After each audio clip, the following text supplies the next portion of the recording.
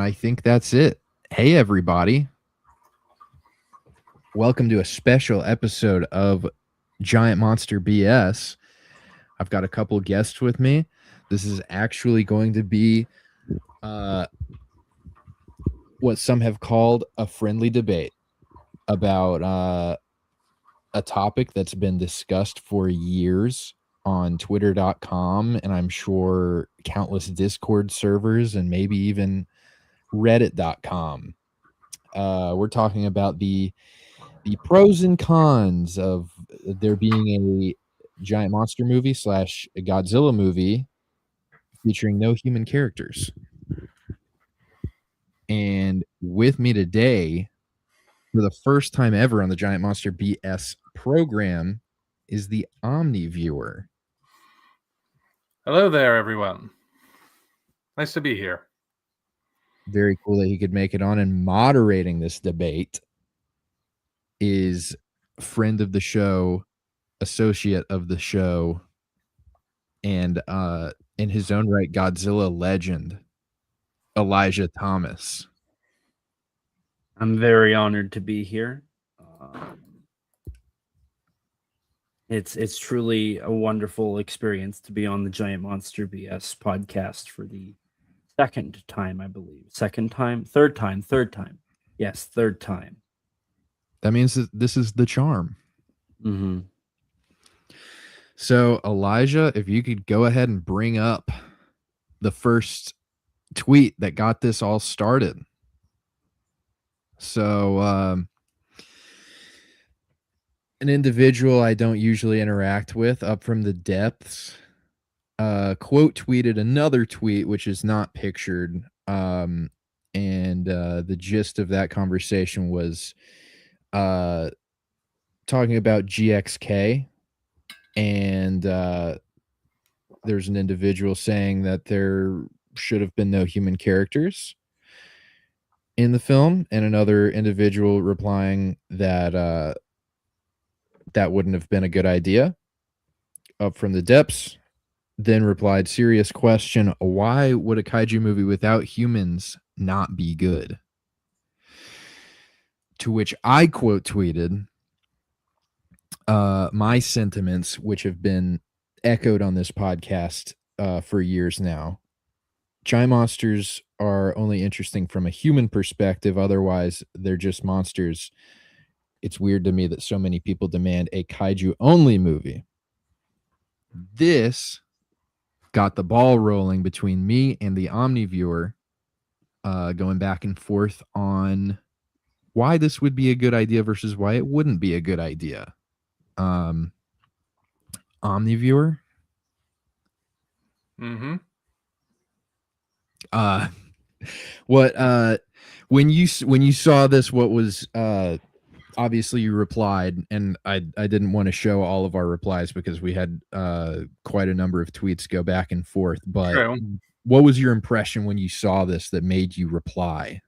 Oh, I've seen all kinds of people going back and forth on this. A lot of it about, like, I saw a lot of people responding to the question of why would a kaiju movie without humans not be good, with some kind of answer as to why they disagreed with the notion of it being good.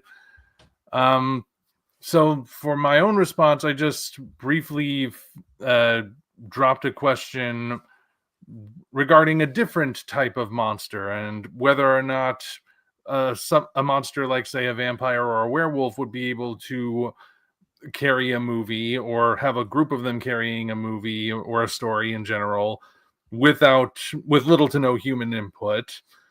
And I just phrased it as a question just to see what the response would be. And a discussion started from there, eventually getting to a point where it was actually you who suggested we try doing this as a conversational discussion as opposed to brief tweets back and forth. So here we are. So I'd say it's a safe bet that you're more in favor of trying to do a kaiju movie with no human characters, or there being one Yeah, made. I believe that it could work. I've long been an advocate of the idea that while I'm not opposed to having humans in monster movies, and you know, some of the best kaiju movies out there do have good human characters, I figure there's no reason that a kaiju movie with little to no human characters in it can't work. So that's my stance. So something I've noticed seeing this discussion happen over the last few years seems to be in response to how engaged people are during particularly fighting scenes in giant monster movies versus the human drama B plot that's always in giant monster movies. And so I've been under the impression that it's almost like an attention span problem more than an actual problem in the movies, which I think there are flaws in the movies, but it seems to be an argument I hear a lot from younger fans who seem to want no human drama. They just want a movie where monsters fight. That's been my impression. Or if they're not fighting, they're always on screen more or less. And my take has always been that to me would get old very fast in like a 90-minute runtime. If it were just nothing but action, then yes, I would agree. That would get old fast. Even the most thrilling action becomes white noise if it's nonstop. Although, I would counter by saying in the new Empire, we won't be able to call it just GXK for much longer because the next movie is also a GXK. But in the new Empire, there are a lot of scenes focused on Kong by himself, or Kong with Zuko, or Kong just sort of exploring the Hollow Earth, where it's not action. There are action scenes there. He does get into fights. He does have to defend himself. There's the hunting that he does. But there are also scenes of just interaction, just him maybe even trying to communicate, but not necessarily having the best of luck. So it's not all action. Like, I could certainly understand why you might see it coming from younger audiences as to saying they just want to see the monsters fight and they're not interested in the human stuff. Because let's be honest, the three of us here right now, anyone who's watching this, we all had those times when we were kids where, as we were watching the Godzilla movies, we either pop in the VHS or DVD, depending on how old you are, and we just skip to the monster parts because we just weren't interested in all that boring human stuff. And these days, it's even worse because we know attention spans are shortening due to social media usage. So I'm not surprised that some younger viewers, some younger audience members might be thinking that. And yet, the primary argument I've seen in favor of this sort of thing isn't so much because they just want to see nonstop monster action. It's more because they are engaged by the monsters as characters. And again, when we look at GXK, for example, or we look at any number of monster movies, but I think GXK, has gone the furthest so far in that regard. There are large chunks of that movie that are told without the humans present, or where the humans are nearby and providing exposition that we really don't need. Like, as Godzilla's traveling around the world, some disembodied military voice is commenting on what he's doing. We're like, yeah, we know, we can see that. But, actors need their paychecks too. but I think that's where this initially came from, particularly with the MonsterVerse. I'm not seeing anyone say that they want to see Godzilla Minus Zero as a monster movie without humans in it. Everybody wants to see the humans come back for that one. It's specifically the MonsterVerse where I see this coming up, because, and it really started, I think, with Michael Dougherty when he said he wanted to do a Godzilla BC while promoting King of the Monsters. Go back in time to see what the ancient MonsterVerse world was like, and that would have had very little human input. At least that was what was implied. So that's where I saw it coming from, anyway. I think I've got to preface, because a lot of my arguments, I guess, are going to be up to personal taste. I guess if somebody were to see GXK and that is their takeaway of like more of the monster stuff, because I found the monster stuff in GXK to be very grating and sort of like eye roll inducing for a lot of it, not all of it. But I don't see, well, I guess what I can agree with is that the humans are bad and not worth watching in GXK. With the people making that argument, I could agree there. But my main issue with doing an all monster movie, and it is an issue present in GXK, even if it has human characters, that the monster scenes feel very weightless most of the time. And it's an issue I've seen others complain about on Twitter, so I know it's not just me, but scale is becoming a bigger and bigger issue as we get more MonsterVerse entries, and the Hollow Earth becomes a bigger and bigger part of the lore that's being built up. And that is really my main issue with the idea of doing a giant monster movie with no humans, is I feel like we lose a lot of scale. Because when I say that giant monster movies are only interesting from a human perspective, I mean that in a couple ways. There's the literal perspective, seeing monsters, sort of like Gareth Edwards did in the 2014 movie, or the Heisei Gamera movies did that a lot, of looking up. Those seem to be the most affecting shots, in my opinion. But there's also the story of how people's lives are being impacted. And I think maybe the first Godzilla is maybe the best example of that, where you see all of this interpersonal drama, which would be happening even without Godzilla, but it's being exacerbated by Godzilla's presence. Is the problems in these people's lives are getting worse, and now certain people are at odds with one another, and people have to come to grips with personal issues in order to impact, like, to solve the issue that Godzilla presents.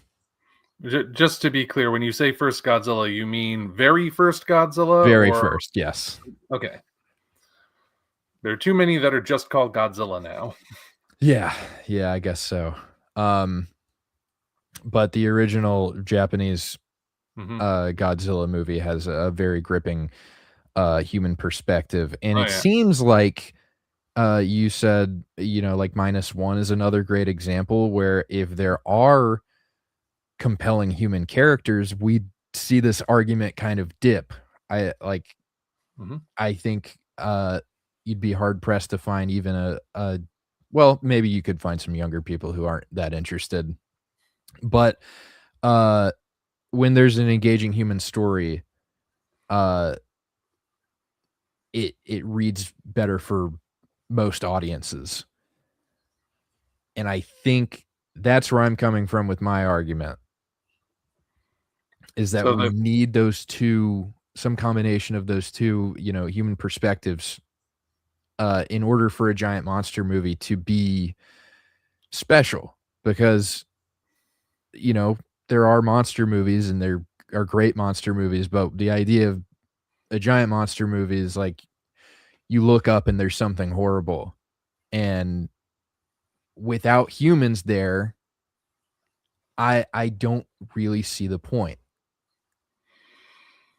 Well, let's see. I've been thinking about the whole scale issue, and yeah, in GXK, the environment of Hollow Earth does tend to make Kong in particular, because he's the one that's down there, it does make him, who we know is almost 400 feet tall in this universe, look kind of small, especially considering we know there are things that are like measured in miles out there, like whatever made the Bone Bridge. Although, with that in mind, I do wonder why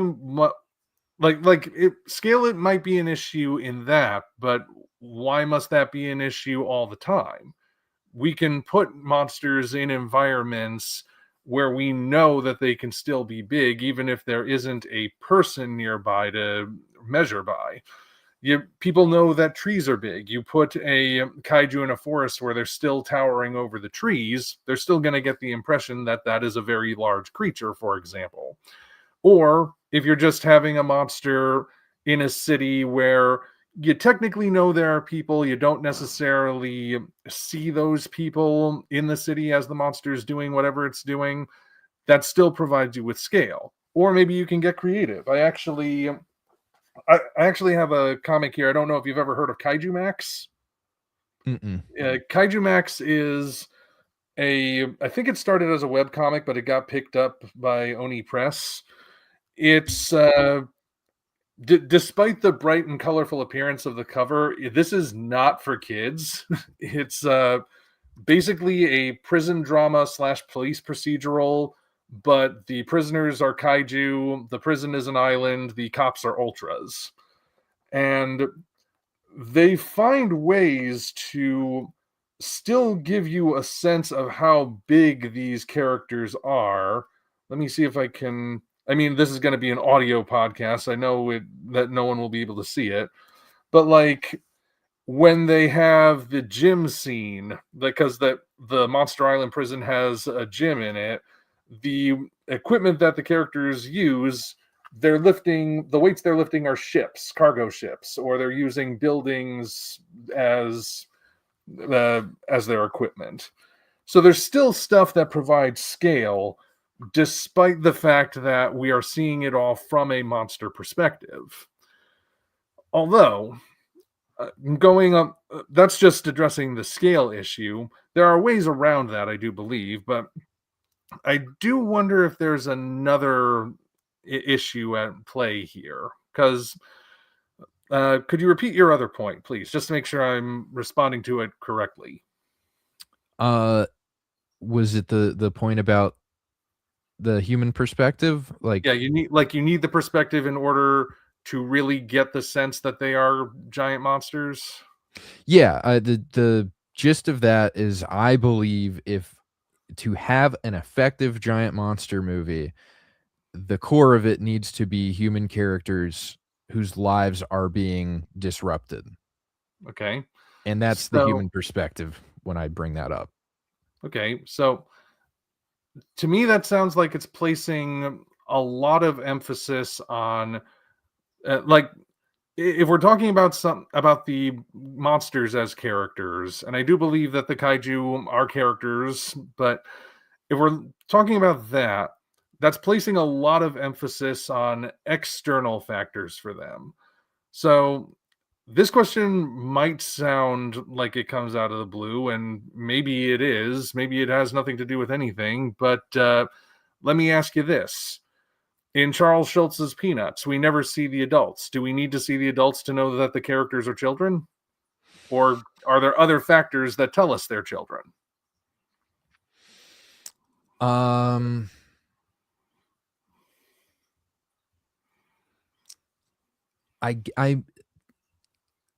adults are still present, though.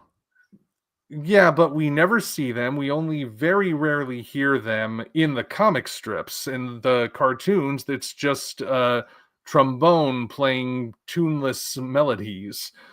We know they're there, but they're not really a presence. It's generally just Charlie Brown, Linus, Lucy, and the rest on their Mhm. own, interacting on their own. So, Well, is that needed? what you're presenting almost sounds more like an argument for a kaiju movie without kaiju. But is it? Because I'm asking if the external factor is needed to understand what the characters are. If we don't have the adults, how do we know that the peanuts are not just really tiny, immature adults? There are other factors, right? The way they behave, what they interact with, the fact that they do acknowledge adults in their lives, but aren't necessarily present as that acknowledgement is happening. So, what if we have a kaiju story in which we have kaiju present? We know that there are humans in this world, but we're not really seeing them. We just know that the kaiju are aware of them, occasionally interact with them, but the kaiju have their own world with their own perspective, where we still understand that in this reality, they are giants. They have a certain way they interact with their surroundings, but we're seeing it from their perspective as opposed to another perspective. I think using Godzilla as a specific example Mhm. for this hypothetical, Godzilla is more or less indestructible. We know he's been hurt, we know he gets killed, but that's a rarity. Mhm. And most giant monsters are kind of indestructible. They usually just kill each other, and it's usually one per movie. They're very hard to kill.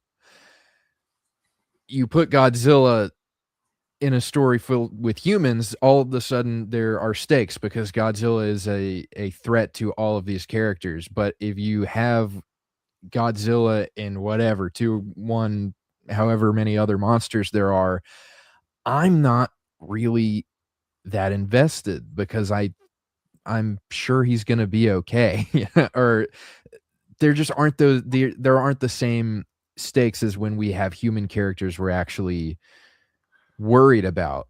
And that's sort of when I say that it might as well just be about regular monsters. I'm not just worried that we won't feel scale, I'm worried that we won't need scale. Because if it's a story about giant monsters where they're more or less behaving like humans, even if they don't talk directly or whatever, they have monstrous, features or behaviors. If we're doing a story like GXK or, like, even Godzilla versus Gigan, where the monsters are conversing and reasoning like people, and then we remove the people, stretch the runtime out for 90 minutes, even if we have a shot from below a building and it's implied that humans are there, I don't believe that it's going to be a genuinely investing story. But like I said, I think I said on Twitter, it might make for like a good, interesting short film or like a TV show, like an animated show or something. I see more opportunity in that where there's more expression for things that don't exist in the physical world. But for like a 90-minute MonsterVerse movie with no human characters, I don't think that would work. Well, see, as a writer, you present something like that. I see it as a challenge. Let's branch off from it for a moment. Let's suppose we do know Godzilla is going to be okay. He shows up. He's the one who always wins the fight. He might struggle, but we know he's going to win. Okay, if there are no stakes in terms of the fear of whether or not he'll survive, we add new stakes, we add new elements to make things deeper. Suppose we explore this idea of how he might feel being the one who always shows up, even if he's not necessarily talking about it. You know, it's in the MonsterVerse in particular, he's protecting the entire planet. That is a heavy burden to bear. And we already have seen, like in Godzilla 2014, he has those moments where after he's beaten the male Muto, he stops a moment and sort of takes a breath as if to think, I'm getting too old for this. And then, of course, he has a building collapse on him, and we just have this brief moment of, oh, you've got to be kidding, right before it hits him. So we know Godzilla's going to make it, sure, but we have those character beats where we get to see from his perspective that this weighs on him. I think it was, in fact, Gareth Edwards who sort of described Godzilla in that as the last samurai. He's the guy who knows he's got to do the mission because he's the only one who can, and he's doing it alone. That to me sounds like you could do a very compelling character story with that, sort of exploring this idea that he is the sole protector. I don't necessarily know the whole story just off the top of my head with it just coming up, but I think there is a way you can sort of maneuver around that and tell a story that would engage people anyway. You kind of got that with the one comic, Godzilla Dominion, which is entirely from his perspective. And there are other comics that are entirely from a monster perspective as well.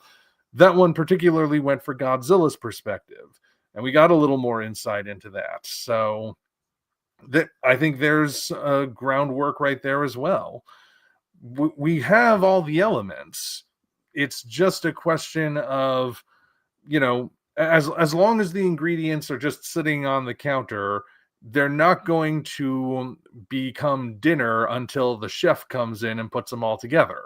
So even if you're not exactly sure how the different ingredients are going to combine, once somebody does combine them, you could get something really good. You might also get something really bad. It's never guaranteed, but I do think the potential still remains. We've got established characters here. There are some monsters, I would agree, you can't necessarily do without humans for one reason or another.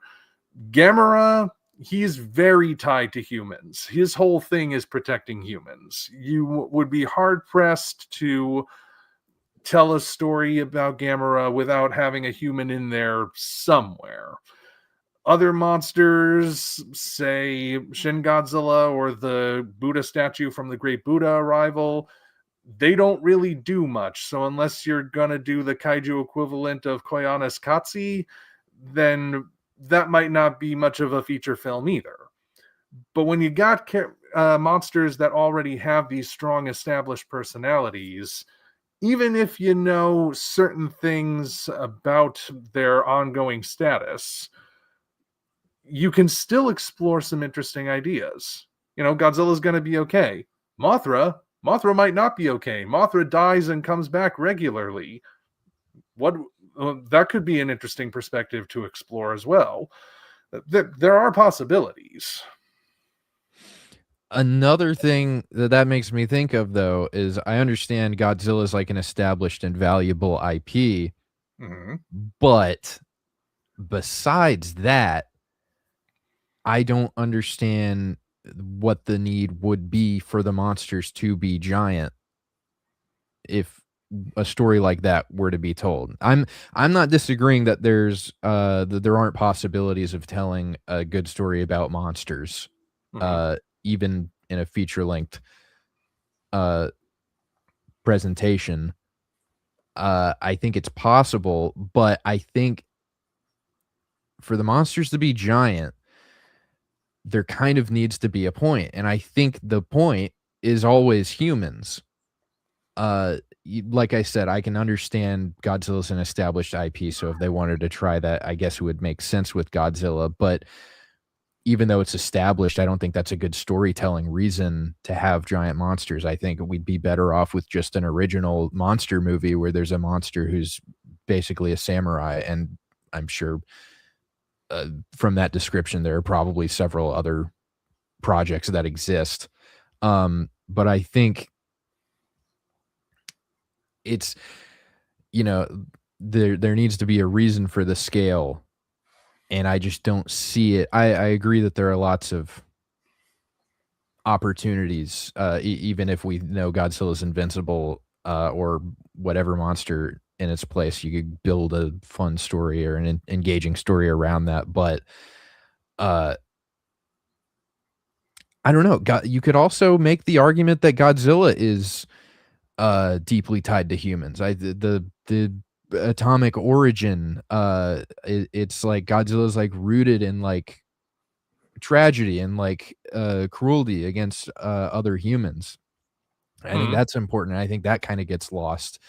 Uh, you bring up the Gareth Edwards movie, and I think the samurai comparison works so far as understanding like a motivation for what Godzilla is doing in that story, but the story itself is like kind of a story of a natural disaster and the humans that get caught in the crossfire. And I think a Godzilla movie from the perspective of Godzilla without humans is like, it's like watching a hurricane happen from the hurricane's perspective. When humans are that insignificant, why would we care? Well, the difference is that Godzilla is not just a hurricane. I mean, there's a difference between a disaster movie and a kaiju movie, right? Volcano, earthquake, they are not the same kind of movies as Godzilla or King Kong, even though they are both big on destruction and set pieces.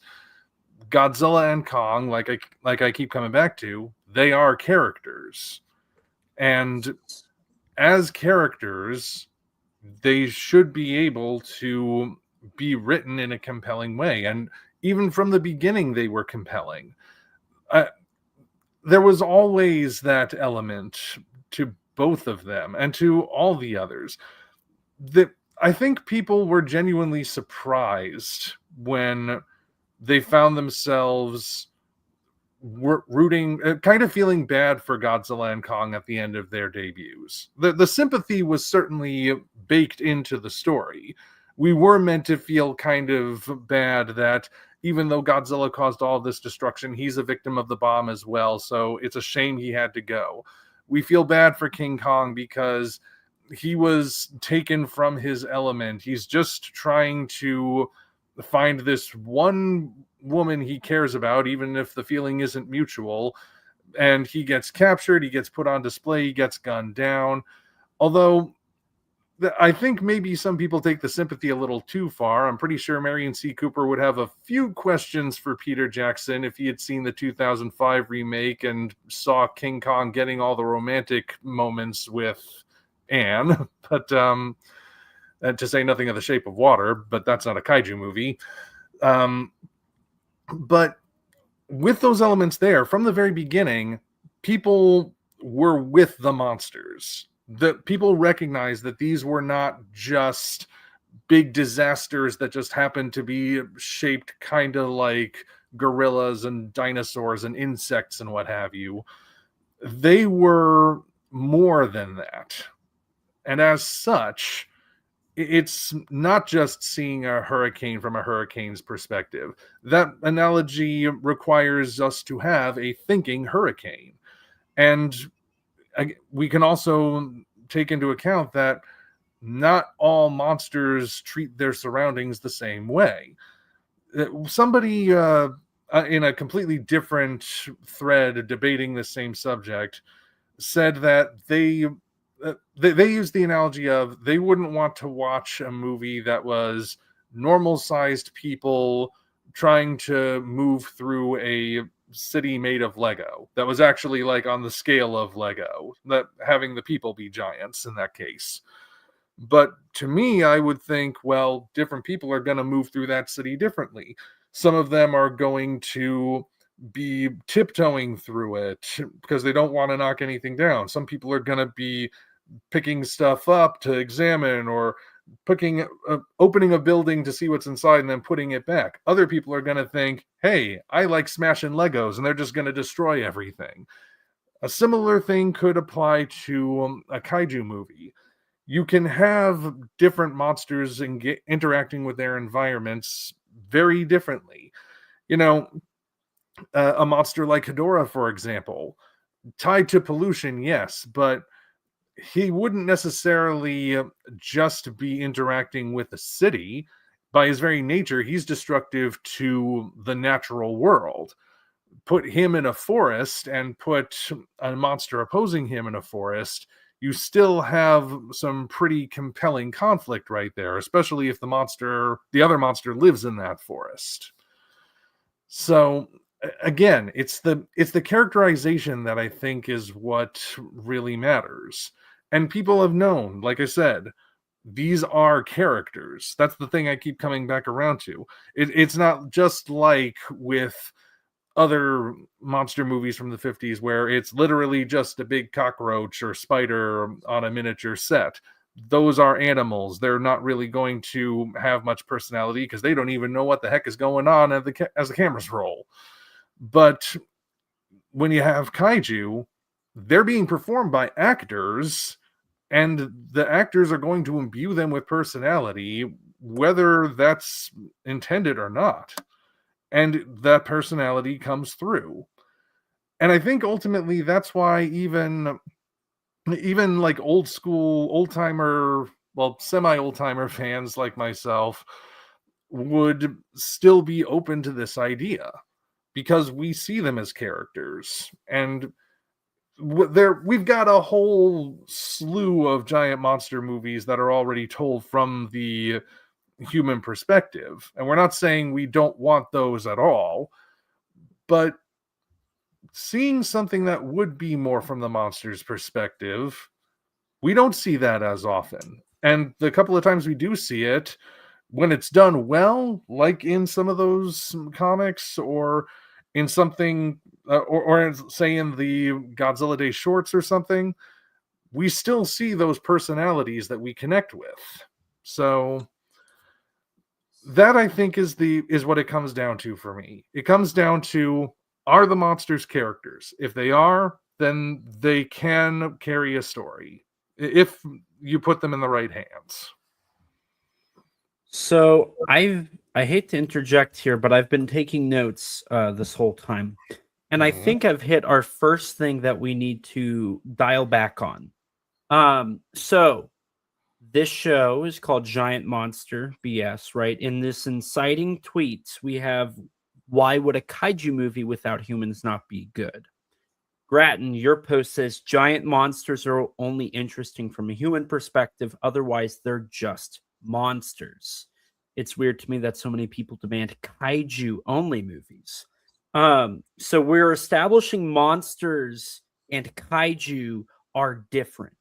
Omni, you mentioned that kaiju are characters that are performed by actors, and they are not just big creatures.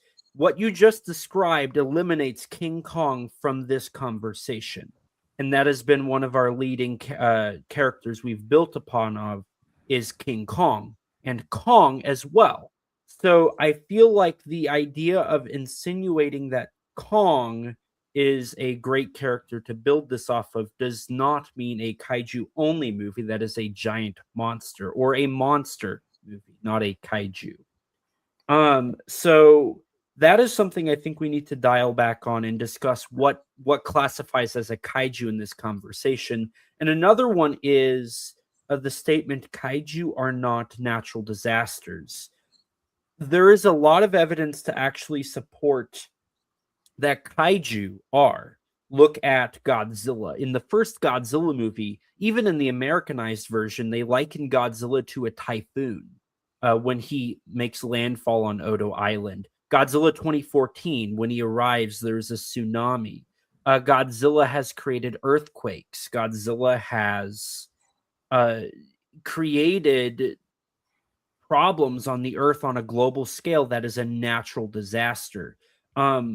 It is not something, I mean, Godzilla becomes more powerful with a explosion on an island that builds up his his radiation to critical mass and creates a burning form.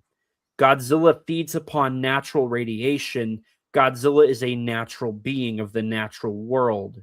Whenever he goes somewhere, he can create natural disasters. In fact, there is a lot of evidence to support the idea of the Japanese mentality of, if you look into Shintoism, the idea of like there's a god for everything, right? Godzilla has been likened to a Shinto god. Godzilla has been likened to a god of destruction, um, a god incarnate, if you will, for the Shin Godzilla poster. You know, official marketing has utilized the concept of a god for Godzilla. Shin itself could mean God, for all we know. It is made ambiguous for a reason. The Shin, it could be true, it could be new, it could be God. There's a plenty of like things that could represent. So the idea of kaiju are not natural disasters feels very counter what the origins of kaiju are. Furthermore, if we go back to the original kaiju, the very first kaiju ever recorded, we have the Yamato no Orochi, right? The eight-headed dragon. In the original story, in the Kojiki, all that Orochi does is every year feast upon one daughter of the Lord of the Land.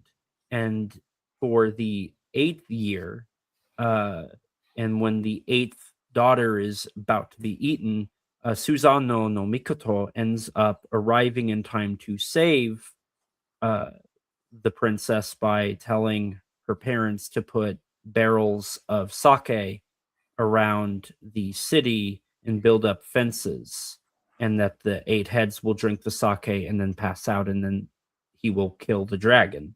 And that is all that Orochi does. There is no other characterization. He is a being that exists.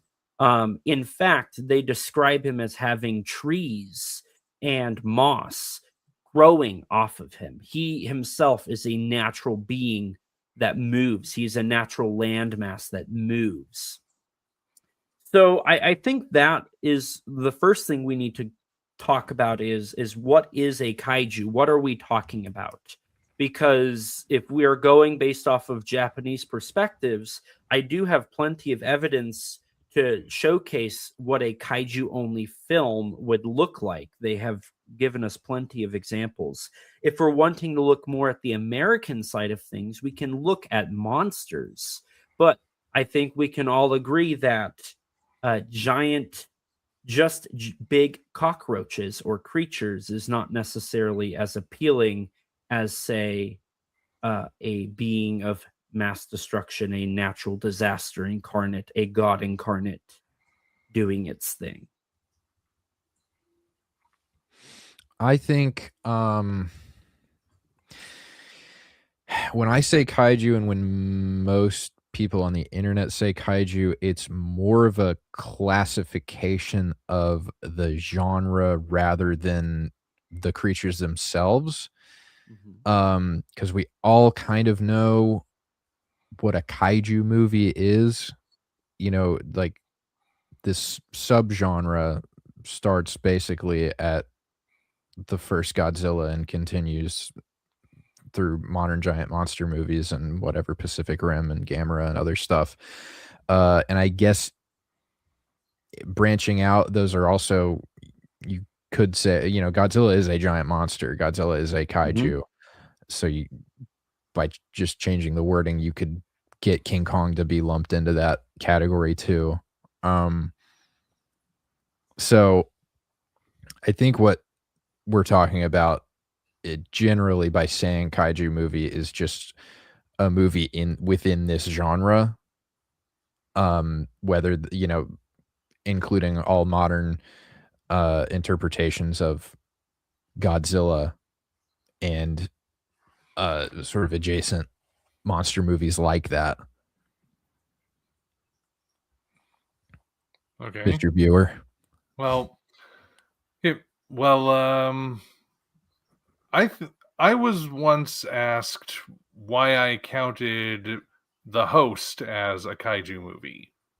because I had once done that video, the like 15 best kaiju movies, and I specifically wasn't referring to the original Godzilla and King Kong because they would have been the top anyway, and I didn't want to be predictable. I still thought they would have taken the top spot anyway. But the host I counted because kaiju just literally means strange beast. Daikaiju means giant strange beast.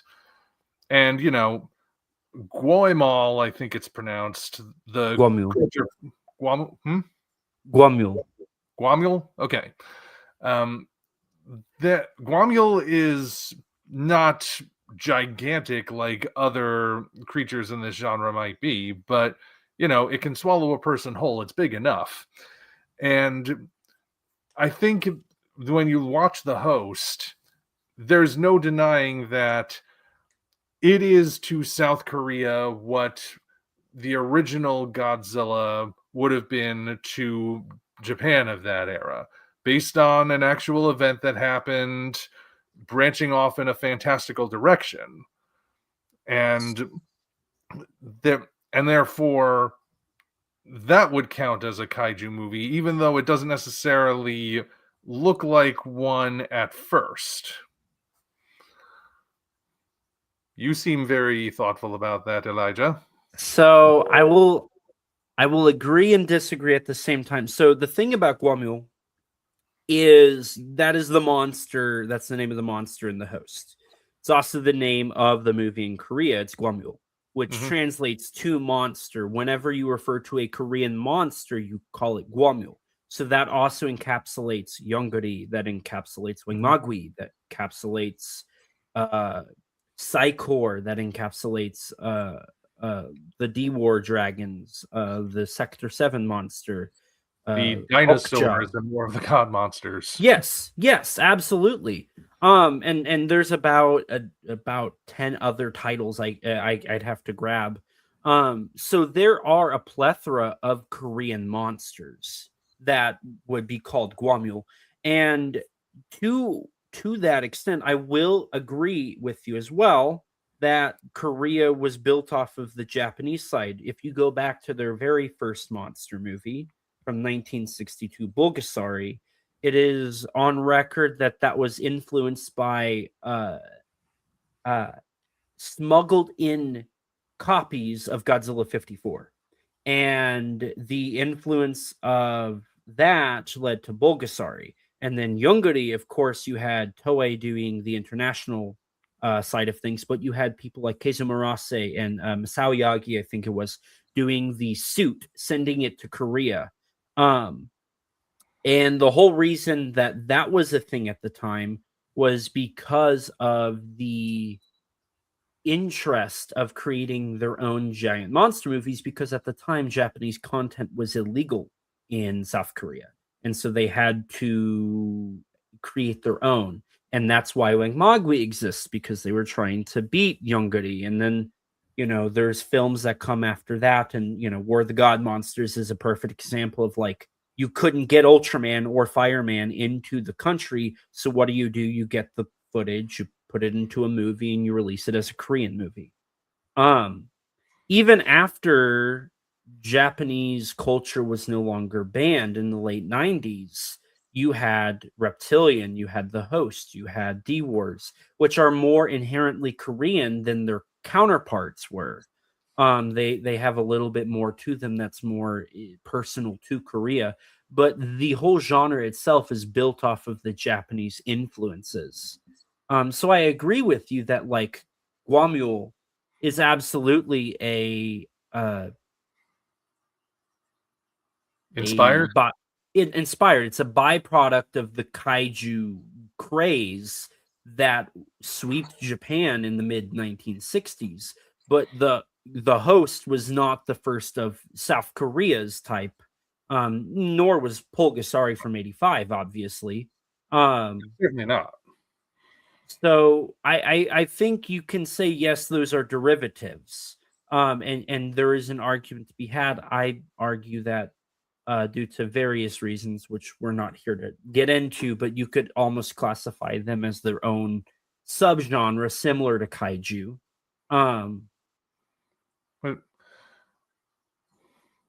But I don't know if saying, I'm trying to think. I said I agreed and disagreed, and I think that was kind of the overall, like, I agree with you and I disagree, and I think that's kind of the overarching consensus I have.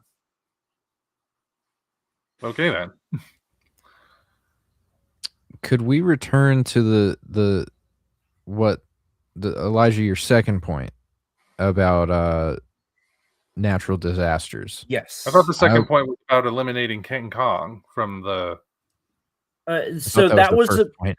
That was a part of the first point, which was based off of your description, Omni, of actors performing as the character and just big. You specifically said cockroaches, but creatures in general. So that was where we kind of was. That's why I presented the question of, is King Kong a kaiju? So why would it eliminate King Kong? Just out of curiosity. So King Kong is a giant gorilla. That is only performed by an actor in three movies out of its three, not including the Japanese ones. 3 of the American films had him performed by an actor. The 2 originals, however, did not have an actor performing as Kong. Well, I'm thinking that depends on how you define acting. You may recall that Ray Harryhausen, and I know he didn't work on King Kong, but he said that he wanted to be an actor, but he was too shy to go out in front of people and perform, so he performed through his armatures. And I believe Willis O'Brien would have done the same thing.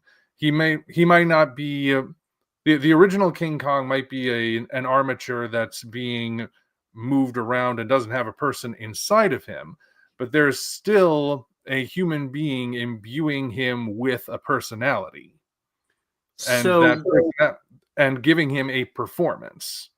It's animation, basically.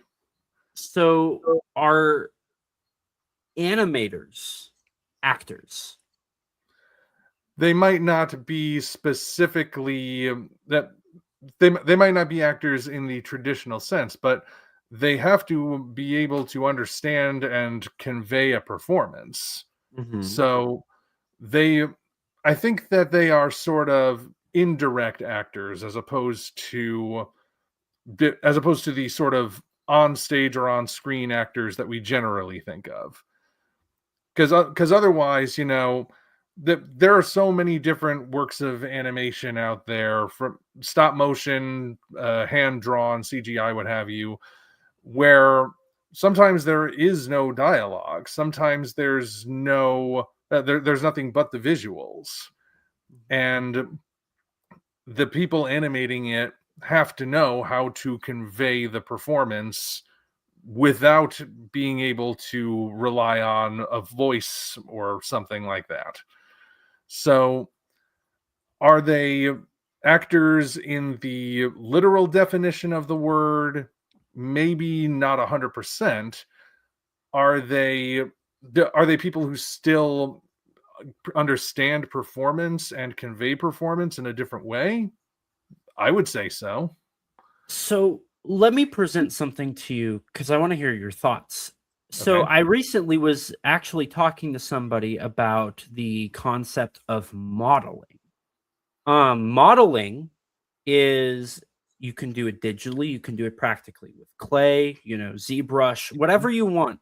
Modeling, I was talking to somebody who is an experienced modeler who's commissioned by companies, does freelance work, all that good stuff. And he made a point to establish that modeling in of itself, when you are creating whatever your model is, you have to tell a story with it. You don't have dialogue, you don't have really anything but what you have. But say you are designing a pen and you want the pen to look like it's old, right? So you might have it missing its clip, or it might, the logo on it might not be shiny and clean, right? So you're going to go in and you're going to try to articulate what you're doing to tell a story with that design of a pen.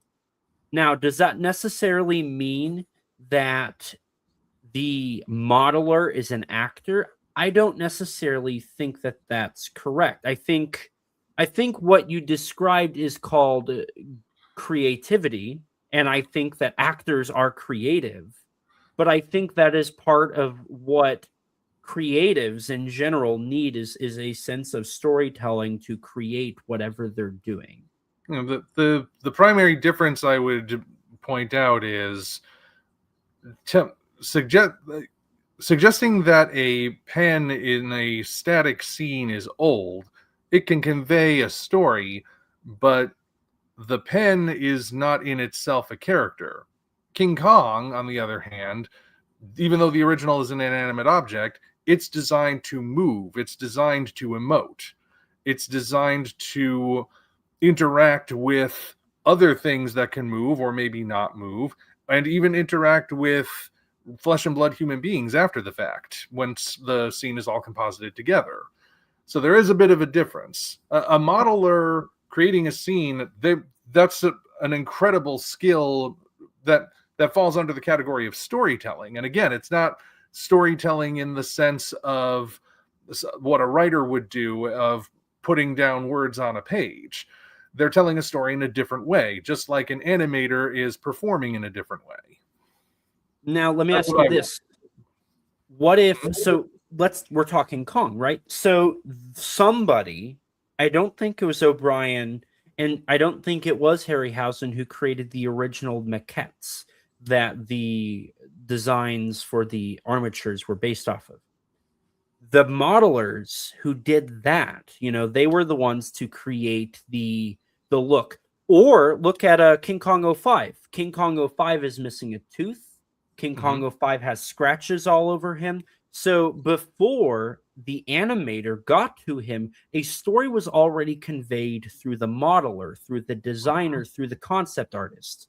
So where does that end up playing into everything? Because you do have various different people who touch these characters all at one point. And this can be said for kaiju as well. There has to be an original sculpt, a concept. Like, there are so many phases in creativity, and that's just part of production.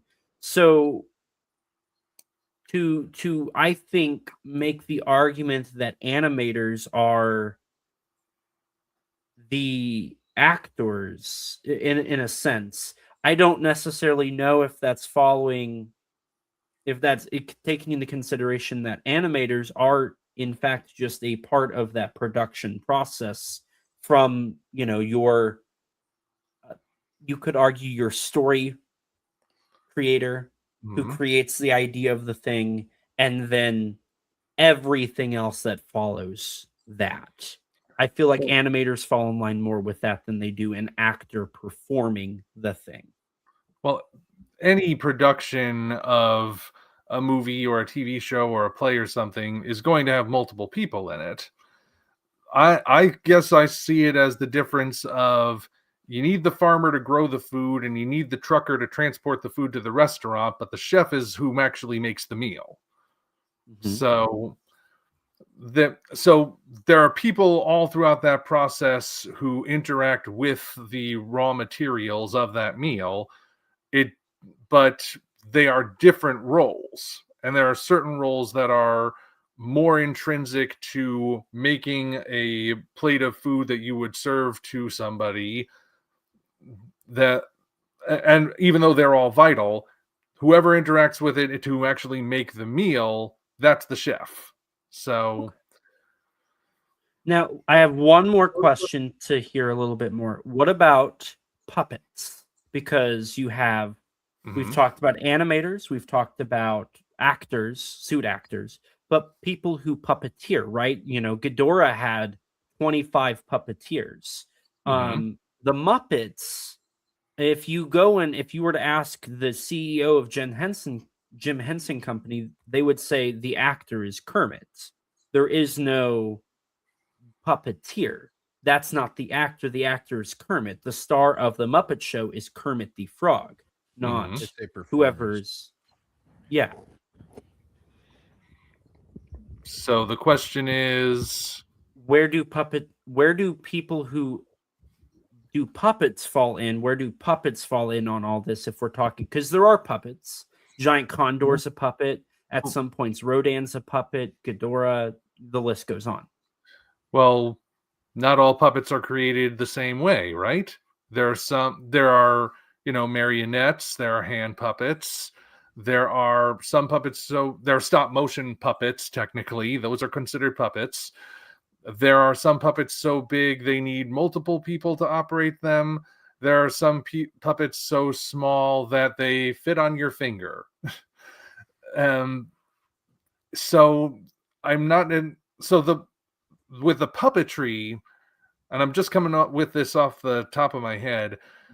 I think a lot of it does depend on the kind of puppet, and of course, what the definition is for the particular brand, if you'll pardon the term.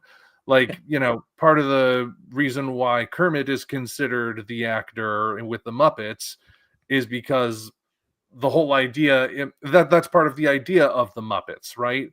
That they're not just pieces of felt and foam with hands in them, that they are their own characters, their own people, if you will.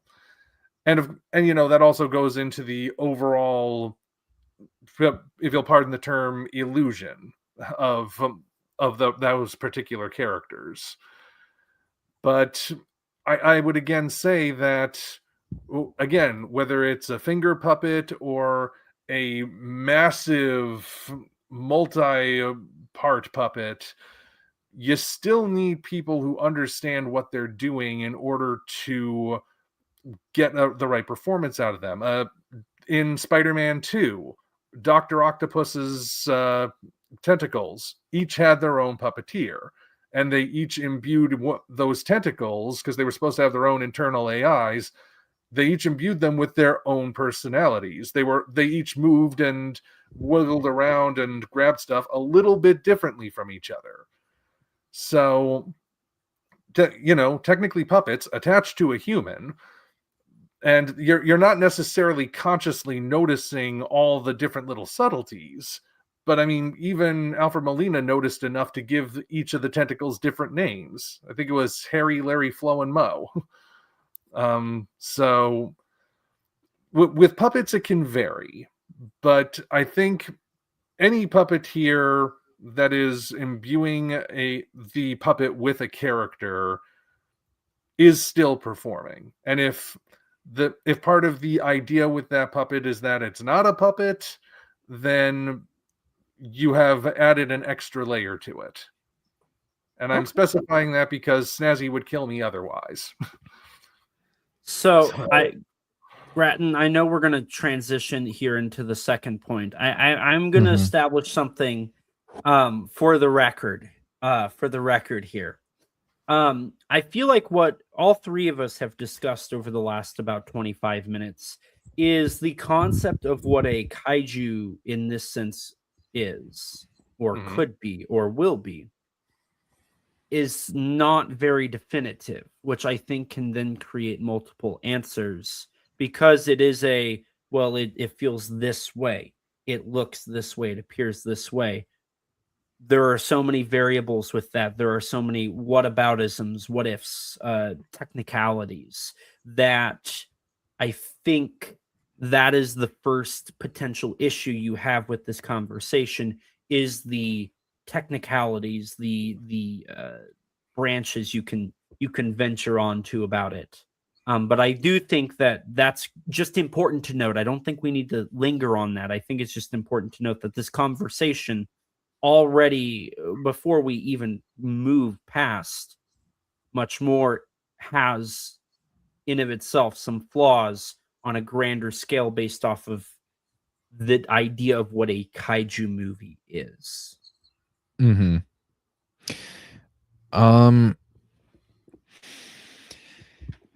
Yeah, I think sort of like I was saying earlier, there's like an unspoken consensus that it's like a descriptor of the genre. I remember I didn't really hear that word a lot even in like Godzilla circles until Pacific Rim came out. Mhm. And Elijah, I think you brought this up earlier, but like a Dai kaiju is a big giant monster. A kaiju doesn't have the same. Yeah. That was you, Omni Viewer? Yeah. Okay. Well, again, it's like, it's just like a generalization. Kaiju has taken on the meaning of giant monster in the United States, the way that we tend to use it, even if you want to, like, you know, flip open the dictionary and see that that's not exactly what it is. When you say kaiju, most people have a pretty solid understanding of what you're talking about. You know, I don't think, even though, something like the host, could be, you know, if you say kaiju means strange beast, I don't think that, I think that's going to be far from the first thing that people think of. They're going to be thinking of Godzilla and Gamera, and maybe even Kong. And the fact that Kong has been made as a Japanese monster on several occasions muddies the waters there even more. But I think we've strayed a little bit off topic.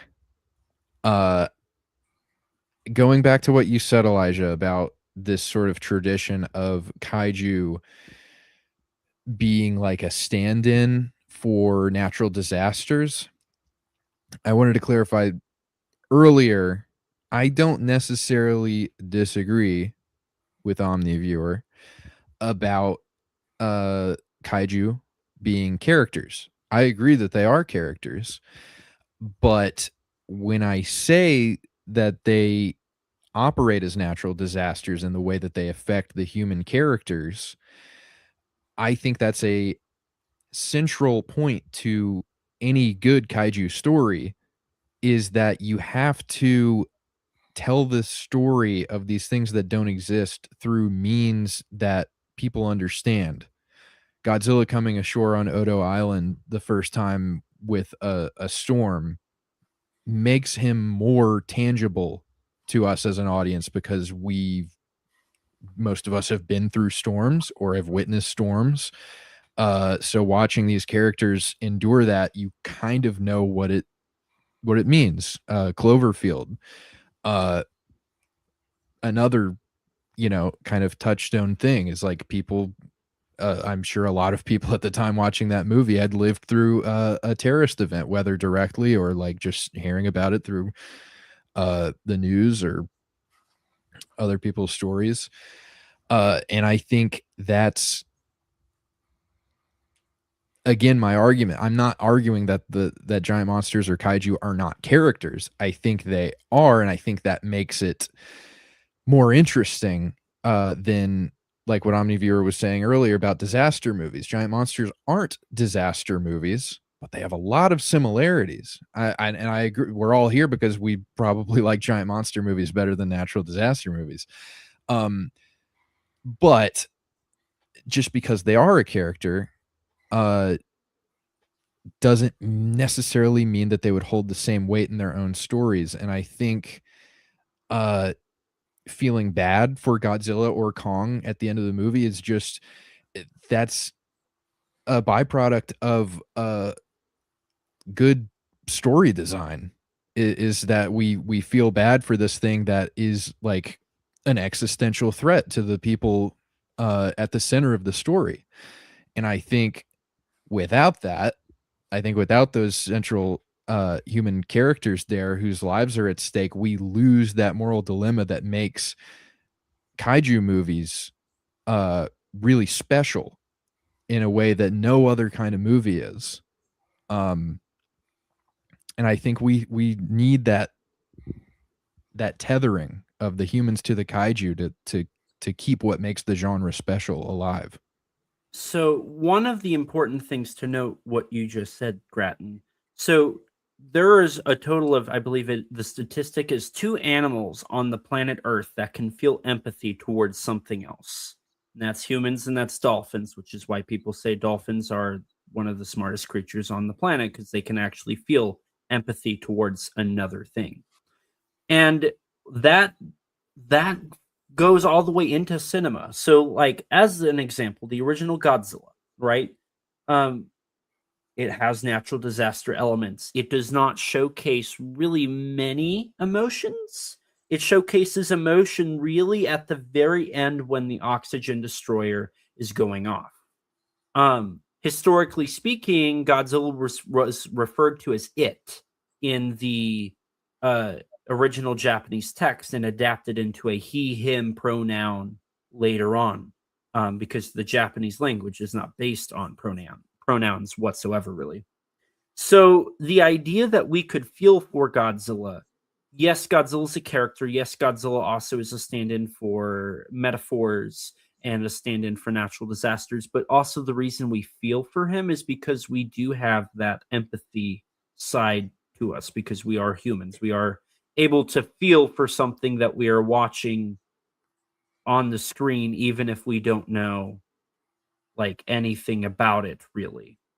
I did want to bring up that there are a plethora of examples for kaiju only movies.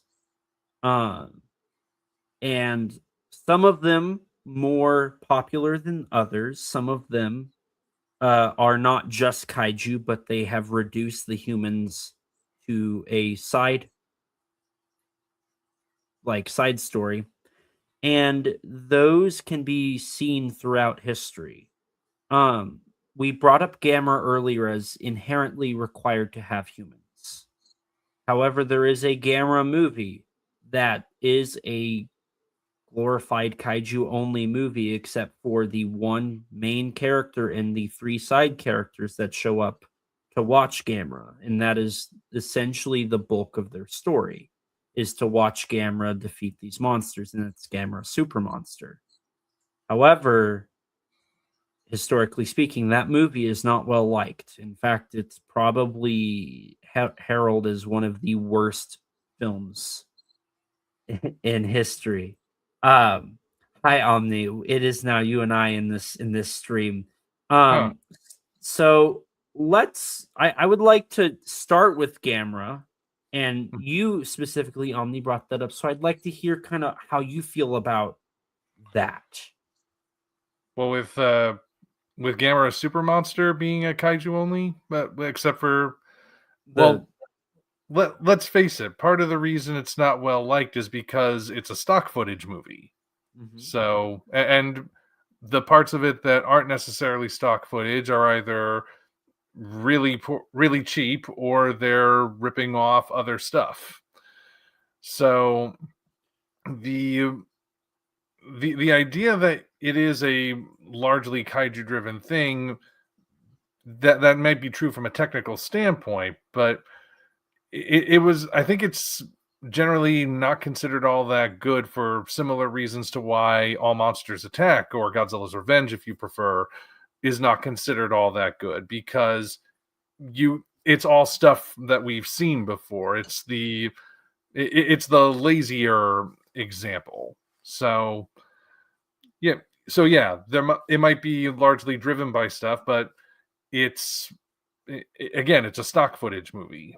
So is it really what we're talking about? So you've also given other examples, like on Twitter you brought up Godzilla versus Gigan, and I think, was it Son of Godzilla, where there are moments in which we see the monsters interacting, but there aren't any humans around to comment on it.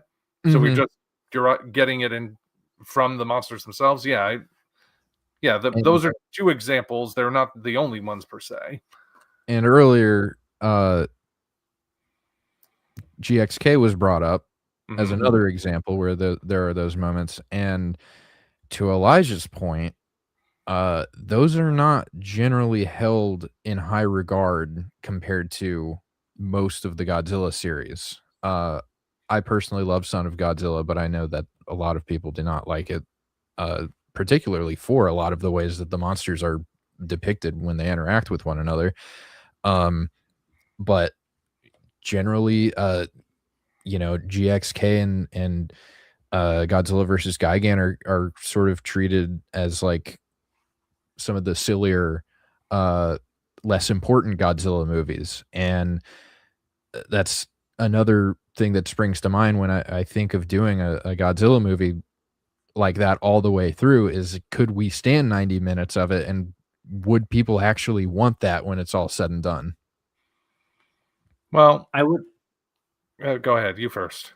I was just gonna say I would throw in Godzilla versus Megalon as well. That one I think is more infamous for its stock footage than most other Godzilla movies.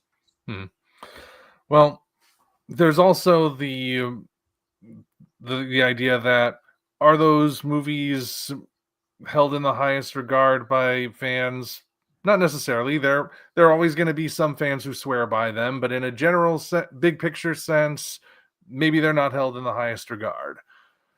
I look at that though, and I wonder, does that really prove it can't work?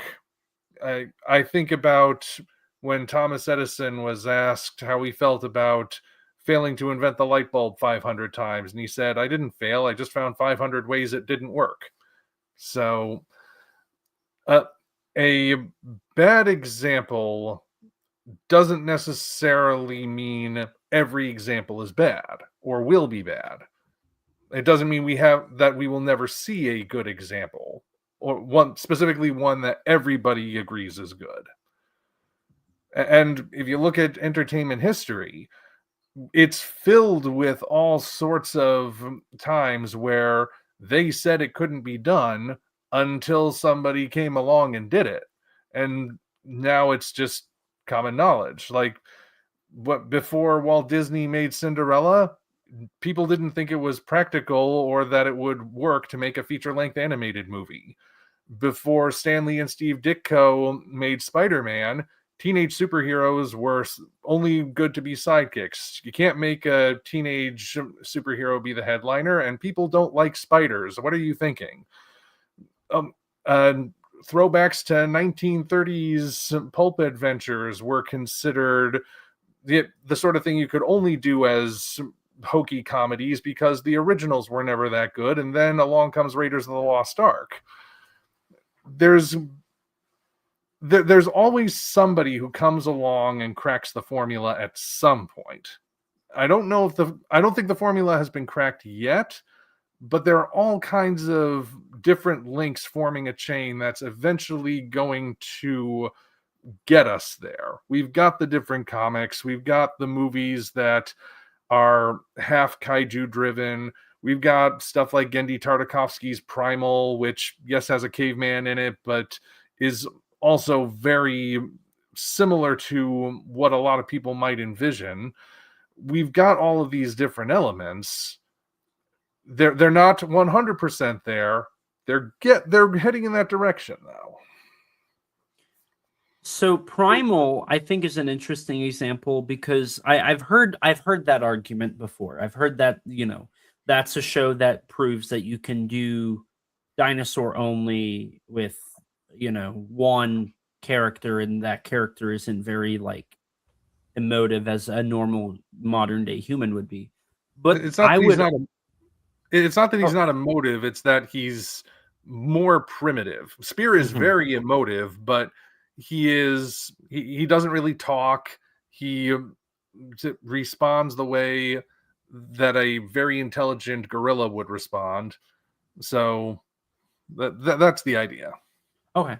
I haven't seen it, so thank you for that. My one rebuttal to that one would be that has been a thing for decades. The earliest I can think of is 1950. Was it 1940? Where it was oh god, what's the movie where they had like the elephants dressed up as mammoths? I want to say, is it 1 million BC? Yeah. And later 1 million years BC, and then Quest for Fire, Clan of the Cave Bear, caveman movie sort of things. Yes. Caveman movies have been a thing for as long as almost King Kong. So the idea of a movie where the human or humans or small cast communicate through noises and more primitive is something that has been done and has proven to work in multiple ways, whether it's comedy, serious, or campy, or whatever the case may be. It's not quite the same though. In those older caveman movies, they have a language that they speak. It's not a language we can understand, but we know the character names. As we listen, we can figure out what certain words probably mean. With Primal, though, the beginning and end of Spear's vocal range in the first season in particular is ah, ah, ah, ah. It just sounds. It's not until, well, minor spoiler, it's not until the very last episode of season 1 that he finally learns the one word he will say from that point onward. But until then, he doesn't have a language.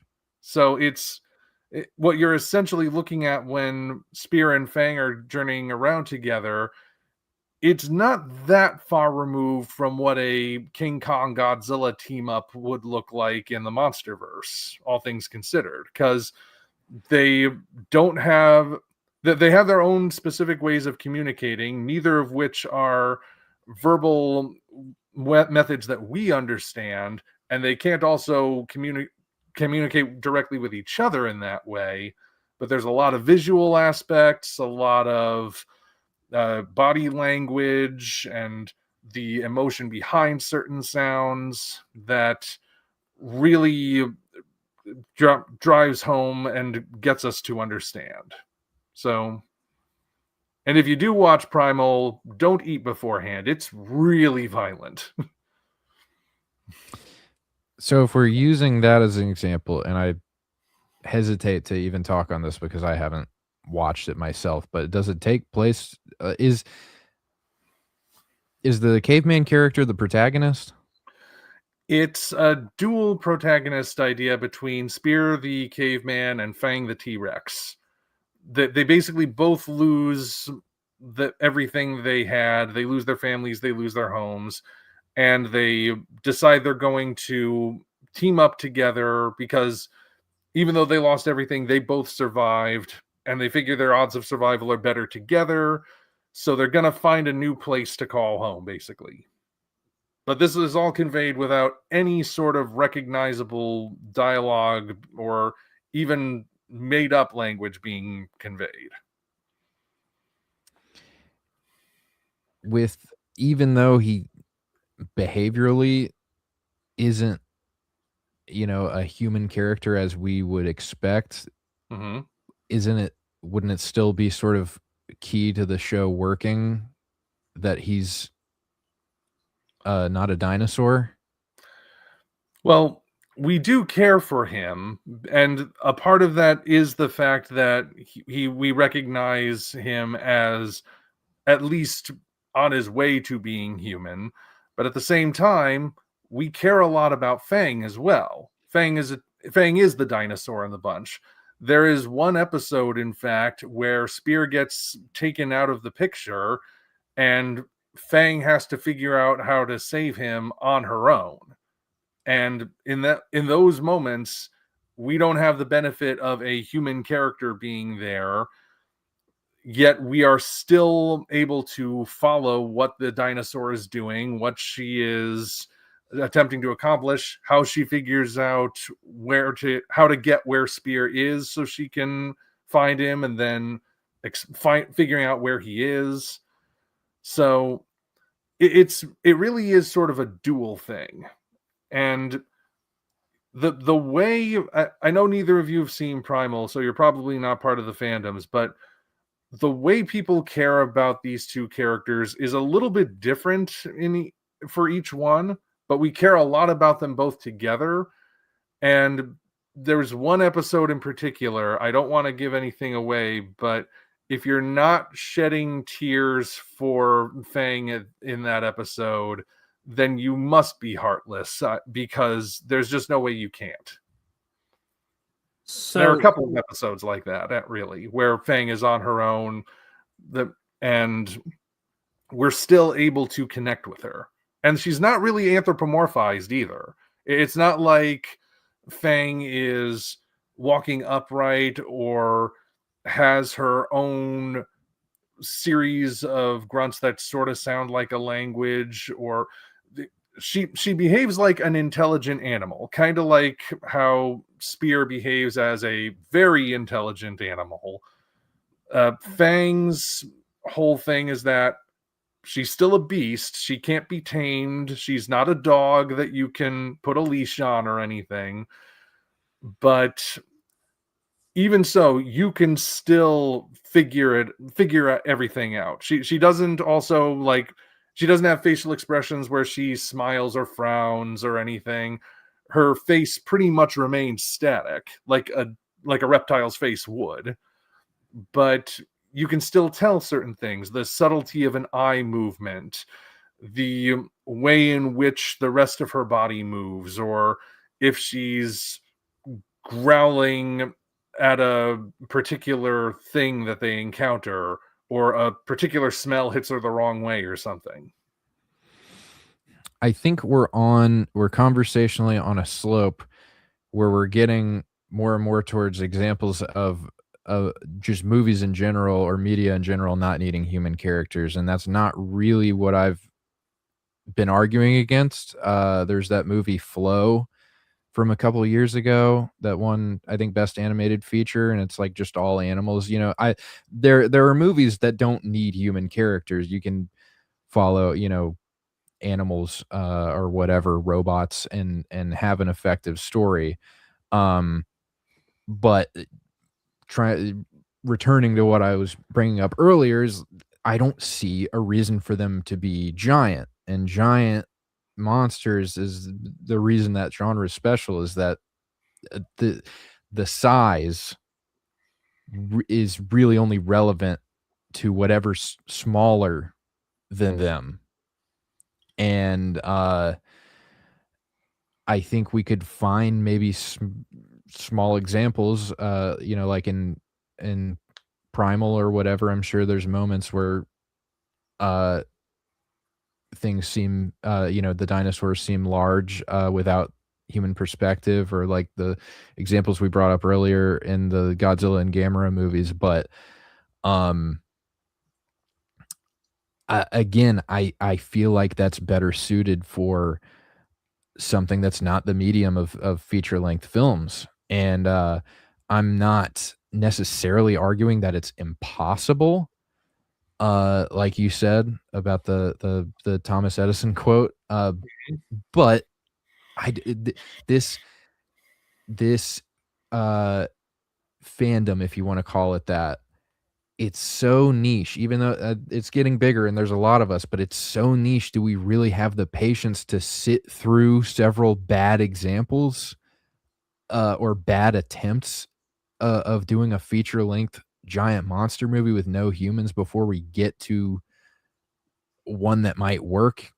Or are we just hoping that somebody's going to jump in and make the perfect one immediately? Because honestly, they've been making Godzilla movies for what, 70 years now, and they're still fumbling them kind of consistently. Well, how many bad superhero movies did we sit through before they finally started making good ones consistently? And that was a niche too. Let's not forget. They became big once they really took off, but comic books and superheroes, they were a niche until they weren't anymore. Well, it's not so much the niche that I'm worried about taking off. You know, I feel like a more apt comparison would be, let's get a superhero movie where everybody's a superhero. Watchmen, that's what I'm. The primary characters are all masked crime fighters. Isn't there a show? I want to say there's a TV show. I think I only saw an ad for this, so maybe one of you can help me here. It's a TV show where it's an alien planet, but everybody's human, and you are born, and when you turn like 16, you have a superpower. And this is a story about a girl who turns 16 and she does not have a superpower. So it's a story following her trying to hide the fact she doesn't have a superpower from everybody else who has a superpower. It's a TV show. I know it exists. I saw the ad. I think there was a Disney made-for-TV movie. I don't think it was a girl. I think it was a male protagonist. I know what you're talking about. They had like the family had a weakness for tinfoil. I don't Something remember like the that. name of it either. I do remember that, but yeah, majority superhero cast. And then of course there's the anime My Hero Academia, all about a school where everyone is superpowered, and like they even established that 90% of people in the world have superpowers at that point. Yeah, that concept has been done. Well, think So about how much more money is being pumped through the superhero genre compared to giant monster. I mean, how many giant monster movies do we get a year versus superhero media? There's bound to be more experimentation with that. Yep. Because superhero movies eventually hit their stride and became popular. Remember, they used to be a niche. It used to be that Superman and Batman were the only big name superheroes that had movies in theaters. And you occasionally got a couple of other ones like The Mask or Dick Tracy, and Blade came along. But it wasn't until we got in succession, we got X-Men, we got Spider-Man, and we kept getting these other movies. So the good ones were really good. We still had a lot of dead ends, a lot of bad movies, stuff that people liked, but for some reason they never went anywhere. And then along comes the MCU.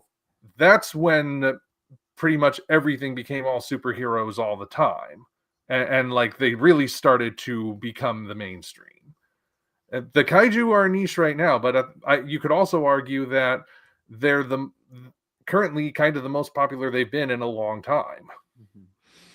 So I'm going to ask a question because I feel like we are starting to deviate again, but I do see both sides of this. Gratton, you said that you wanted to establish the idea of not just a movie without human characters, because that's been done, that can be done. You can anthropomorphize objects, animals, people. You can do stuff like that. You can do it. You can do a all superhero movie.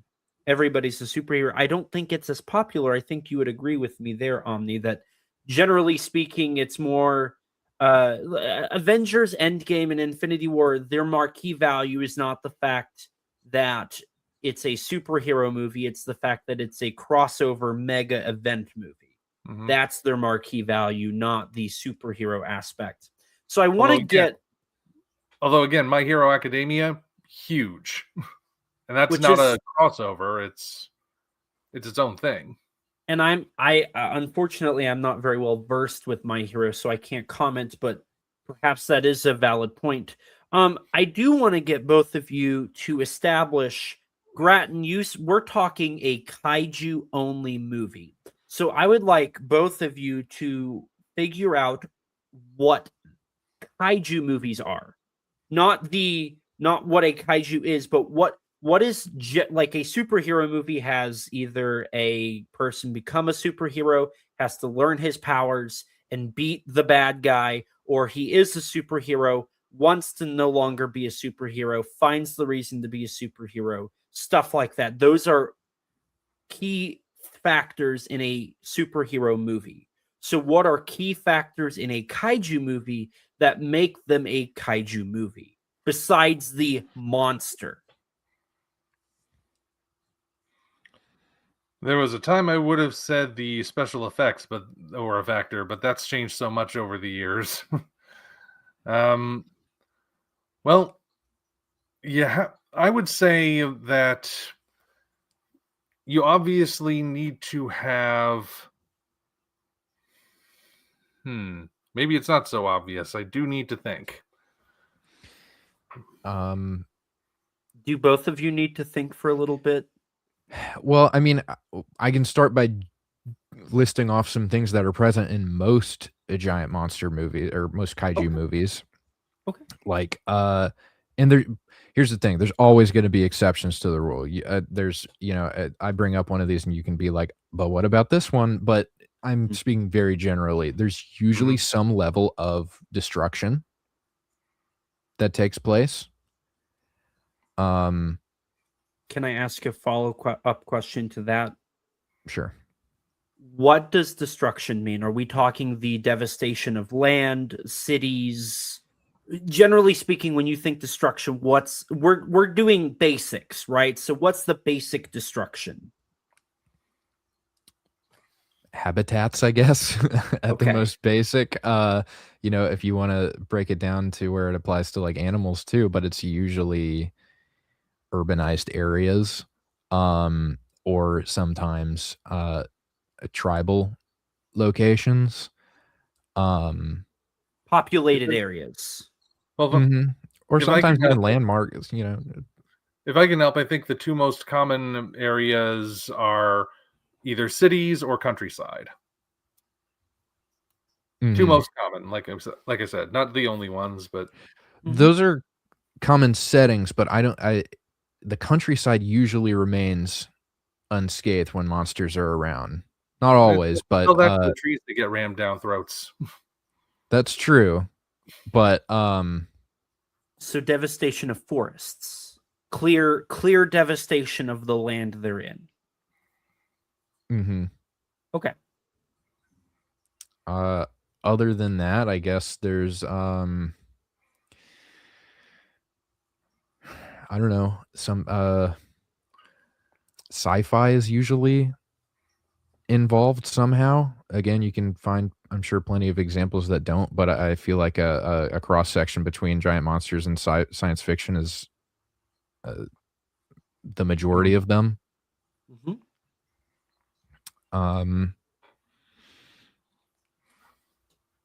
Omni, have you thought of anything? Something did occur to me. A sense of the primitive, a sense of the wild. Like, even any monster can potentially have a modern origin, like Godzilla is woken up by the atomic bomb, yes, but he existed before the atomic bomb. He was a creature of the past, a creature from a past we didn't even knew was possible. And you can also see that reflected in Rodan and Varan. Mothra comes from this very tribal island where even though they're primitive to us in terms of technology and everything, you could also argue they're perhaps more in tune with the world around them, and maybe even the world beyond them, than the civilized people are. So there's that more primitive, wild aspect to it. And that can also be reflected in something like Skull Island. I think that's an important detail. And from that, you can have a clashing of the past with the present, whatever that might be. And, there are examples where sometimes oftentimes that is the monster crashing through the city, can also be the monster conflicting with the primitive animal conflicting with the modern animal. It's not necessarily a traditional kaiju movie per se, but in 20 Million Miles to Earth or the Valley of Guanji, we have the animalistic alien from another world or the surviving dinosaur fighting an elephant. An elephant is the modern giant of the modern day. So I also think mm-hmm. Another great thing you could say is, you said past versus present. It could also just be like Godzilla is an older monster, and then you have like Megaguirus, which is a new monster. I think that's actually a great point. Yeah, that aspect, I think, and I've never consciously thought about it until just now when asked to, but I do think that is an important part of it. And no, go ahead. Actually, I'm not entirely sure what the "and" was going to be just then. I'll keep thinking. So right now, what we have, I've been writing these down. Omni, I included effects. I think effects is a requirement for a movie that is a kaiju movie. I think that's actually a great, like, boom, you have to have that. Well, I was actually thinking like the specific effects, like it's got to be a guy in a suit, but yeah, special effects, you got to portray the monster that way. So, I have destruction of habitats or urbanized areas, cities, or countrysides. I have science fiction, which I'm going to ask a follow-up question on that. I have background in the natural world. So whatever that background is, it is vague for a reason. And then past versus present, which is also another great point. So circling back to science fiction, are we talking about weapons? Are we talking about the birth of these things? What about science fiction are we talking about specifically? Because the idea of a giant monster inherently is science fiction. I guess creation for a lot of them, or a lot of giant monsters, the reason they get big is tied to science fiction. Yeah, I speaking very generally, some movies there's just like science fiction elements in them, and then other kaiju movies are straight up science fiction movies. If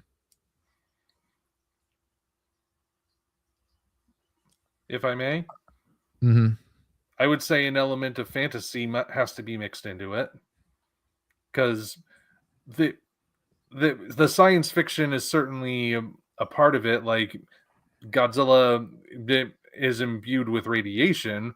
Function in terms of what you would describe him as, though, he's very dragon-like, and dragons are quintessentially fantasy. He's not a dragon, not in the literal sense, but also you have Mothra being a goddess, or the other kaiju with that sort of mythology around them. Yamato Orochi came up earlier, and that's from mythology, and Orochi has been interpreted many different ways. So I think maybe it's a blending of science fiction and fantasy. Science fiction fantasy. Yeah, not in the way that Star Wars does it, of course, but sort of. I think again, it kind of harkens back to the clashing of past and present, perhaps. So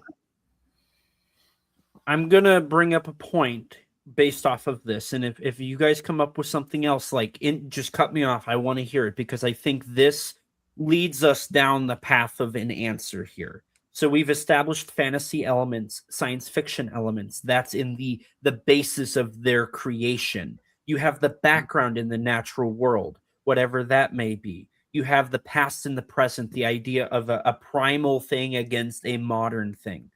All of these can arguably be without a human involved.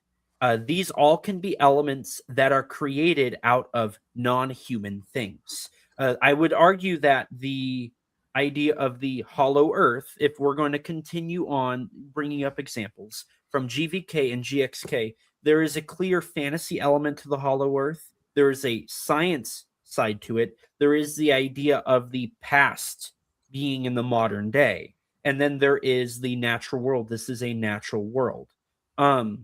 We have the effects, of course, you elaborated a little bit, but just in general effects, those are things that need to be there. And then we have the destruction of habitats, urbanized areas, cities, or countrysides. And this point here, I think, is where things start to lose. I think everything we've said up to this point can easily say you can do a kaiju movie without humans. I think that one point, however, is where you start to fall apart. Now, yes, Godzilla or Ibra Horror of the Deep. There is only one major destruction sequence, but it is still there, right? Same with Son of Godzilla. It's a base. It's a small base. The rest is on an island where you either do see some destruction and some fights, or you see just them walking around. The idea of destruction is what most people find entertainment from. It is the idea of a monster destroying a city or two monsters fighting in a city. And you cannot have a city without humans. And you cannot have a city. A lot of people have brought this up. A common trope. Now, we did not establish this, and that's okay. We don't need to say this is a key factor of kaiju movies. A trope found in kaiju movies is the insert shots of people running away. The scared extras running away, some with smiles on their face, some of them flailing their arms. I've had the privilege of doing that once in a independent film. That right there, that's a trope. But the idea of destruction of a city or a countryside still -1. Godzilla was terrorizing the countryside at one point. We still saw dogs and humans and small buildings getting destroyed. And that was one of those things where the detail of that made that film eventually help win an Academy Award for Best Visual Effects. That, I think, in of itself is what makes or breaks a kaiju movie, is what is your destruction, what is your mayhem. Because without that, is it a kaiju movie? And is it entertaining or not? And I do agree, Omni, I think you brought up a great point. I think the idea of you can do anything. Absolutely. There is a movie, Mega Monster Battle Ultra Galaxy, the movie.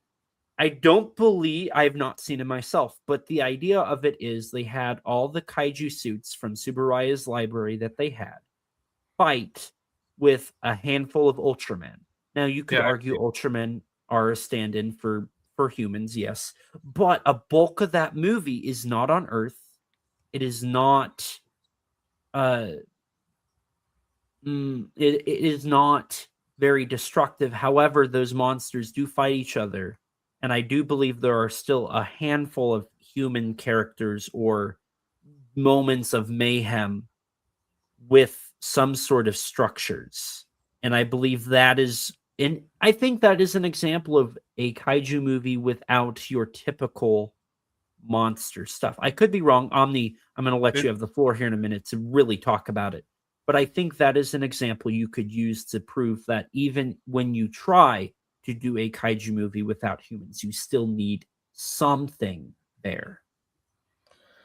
Well, having seen that movie, and I think we're thinking of the same one, the moments between, there are a couple of moments where you do have a break to meet up with some human characters, or you meet with 3 of the Ultras in their human forms. I think it's the original Ultraman 7 and Ultraman Mabius. And Ultraman Dyna briefly shows up with the crew of a starship. That part comprises a very small portion of the movie, though. Mm-hmm. So small, in fact, that it's almost possible to completely overlook it. The one potential human character in there that sticks around is the character from whatever series this is spun off of, the Ultra Galaxy series, who is able to control Gamora. Mm-hmm.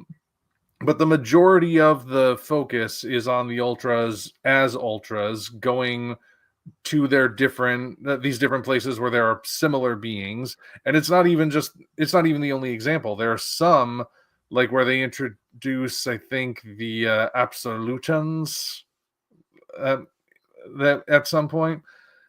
I've seen that movie. I don't think there were any human moments in that one at all.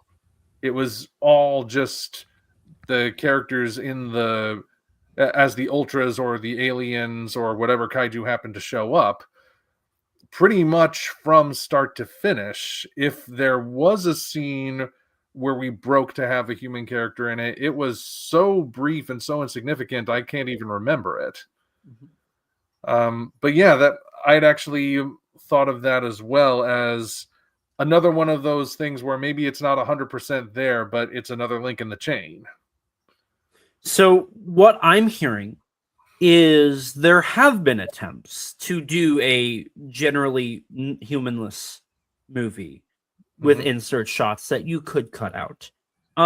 However, I think you would agree with me, Omni, that the aliens that are more anthropomorphized and the ultras are your stand-ins to give it a little bit more of the weight, or to kind of move that story along, to provide the fights, the destruction a little bit. To a certain degree, yeah. Although we are still talking about beings who, once again, have static faces, who that are by their very nature existing in a state that's beyond what most humans are able to achieve. And so like they are still the characters who have the dialogue and so on. But again, it's still skewing in the direction of they're not technically human, so and they never manifest as human. I mean, I think the idea of a kaiju movie on an Earth or on a alien planet with aliens is, even if it doesn't have humans, still falls under the idea of like you can. I think that would be an idea that hasn't been done fully yet, where you have an alien planet with aliens dealing with kaiju. I think that is something that's still possible, that still could be a stand-in for humans at some point.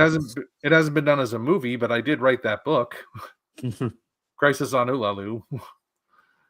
So yeah, that can be done. And while we were talking, actually, another thought came to me. If destruction of the city is a huge part of it, I wondered, what if we had a post-apocalyptic setting where something happened that wiped the humans out, but what they built was left behind, and you have kaiju starting to rise up and basically reestablish their dominance over Earth. You could still have that sense of destruction of what humans made, but although again, would it work entirely? Would it work on the first try that somebody made? Who knows at this point. So I guess, and Gratton, you haven't talked, so if you want to bring something up here, please, by all means. But from what I'm hearing, humans are a very, actually, before we get to this, I'm going to bring something else up, because this goes back to the beginning of this conversation. We brought up the idea of fast forwarding through the human stuff to get to the monster stuff, and I actually never did that, surprisingly, but I've heard bullshit. Swear to God, have not. I've heard stories about something similar. So there is a brand in Japan called V Cinema. It is primarily operated by Toei. There are spin-offs. There are their own things. There's also V Cinex. They're straight-to-home video or streaming movies, oftentimes hovering at about 65 minutes to shorter. These movies became popular in the late 80s and 90s. And it was discovered that the reason they were popular was because of the brutality, the action. A lot of them are Yakuza or gun violence movies, or horror movies with slashers, intense gore, stuff like that. You have movies that are just pure gore films, such as the Guinea Pig franchise, where it's primarily just a mutilation of a body. And those were successful to a certain extent, but they also don't have a lasting impact on... You don't hear people talking about the Guinea Pig franchise as a staple of horror cinema. You hear them talking about it as like, this was a cool experiment that was successful enough. They made 6 of them, but that was about it. So there have been attempts to create subgenres where it is just action, where it is just, what people want. But even then, those films still, some of them had director's cuts with added story elements. A lot of those have went unheard or unseen or just kind of forgotten.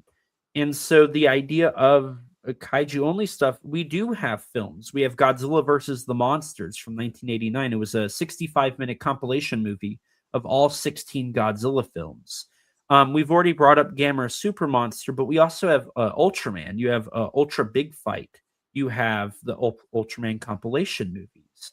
You have plenty of examples of kaiju compilation movies, TV compilation movies, stuff that really emphasizes on kaiju. You have stuff like Ultra Fight, which are short films that are on their short episodes, 3 minutes, where it's just two monsters fighting or an ultra fighting a monster. These things do exist. We have yet to see a full film of something like this, but these things exist, and they oftentimes go unseen, unheard, unrecognized, not talked about. They are obscurities. They are things that don't resonate and don't have a lasting impact. People have tried to make this light bulb, and clearly they worked to a certain extent, but they did not have the impact or lasting impact of a working light bulb. To me, it sounds like it could be done. You can do a kaiju movie without humans. They have done stuff with stand-ins for humans. They have done stuff without humans that may not be feature-length films, but they have still done it. But they do not have the impact or resonance as a film that does feature humans or stand-ins for humans. So I think the idea of can you do a kaiju movie without humans? The answer is yes, you can.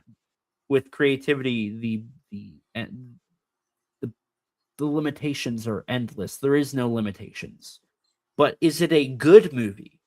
I think is the argument. And I think if we're looking at a analytical, statistical standpoint, the answer is generally no. I think generally speaking, they are oftentimes considered cheap. I think they are oftentimes considered noise or just something that exists in the inertia, in the zeitgeist of the genre. We brought up like how Gamera Super Monster features stock footage, but even Invasion of Astro Monster features stock footage, and that movie is highly praised, and it has some of the least amount of kaiju stuff. Most of the kaiju footage comes from stock footage from either Ghidorah or Rodan with some new stuff. If I may, though, I think we have once again fallen into the idea of defining kaiju only as kaiju fights only in that regard, which is not what I've been trying to say. I do believe that, and implementation of stock footage is another thing to consider, but that's a bit of a tangent. But again, if we're talking about just stuff that's only the action beats with none of the emotional beats, then yeah, of course that stuff is gonna fail. It's all just sensationalized. It's all just appealing to the lowest common denominator in a way. But what I've been trying to ask is basically, can you not just make a movie that's all kaiju stopping each other? It's, can you tell a story with just kaiju? And a story by definition requires that it be more than just a highlight reel. So that's what I've been trying to say, and that I do think it is possible, as I've kept repeating, but I do want to be clear, when I'm talking about kaiju only in a movie, I am specifically talking about that. It's not It's not just wanting to see the fights over and over again.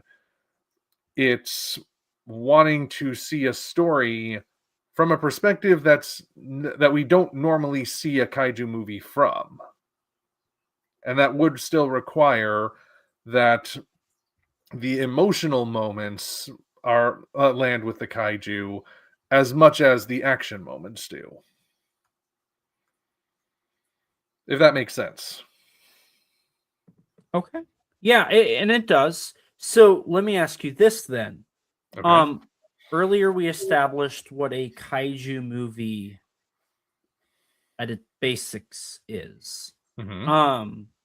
So is there an emotional requirement for a kaiju movie that we overlooked? Because I think there could be, and I think that's a valuable conversation. Is what is that emotional connection? What is it about a kaiju movie's emotional connection that we need in a kaiju movie? Well, from the way I see it, you need to have a monster that, or multiple monsters that you care about. And history has shown that people will care about the kaiju even when they are at their absolute worst. We still were sad to see Godzilla go at the end of the original movie. And he was a metaphor for nuclear holocaust. Can you think of anything more horrifying at the time? And yet he dies, and we still are sad to see him go. So we can already empathize with these creatures, or sympathize, perhaps, because maybe we don't feel exactly what they are feeling. But at the same time, I feel like my train of thought got slightly derailed for a second, and I hate that. So, okay, emotional aspect. The monsters, if we give the monsters the proper motivation, they can be the sort of characters we root for just as easily as any human character. I mean, again, this is an example that would involve humans, but we root for Mothra because she has to rescue the fairies from the people that kidnapped them, for example. Or very similar with Gorgo. We root for the mother because the son was kidnapped. Gorgo is like Taken before Taken. So those aspects certainly provide emotion. Those examples also do require humans, I realize. But then again, in Godzilla Kong: The New Empire, Kong gets an adopted son, Suko. And that goes a long way towards why so many people who like that movie cared about Kong, because Kong had somebody to care about. A kid who was an utter brat at the beginning, but gradually came to realize this was the positive role model he needed in his life. And that was done without humans.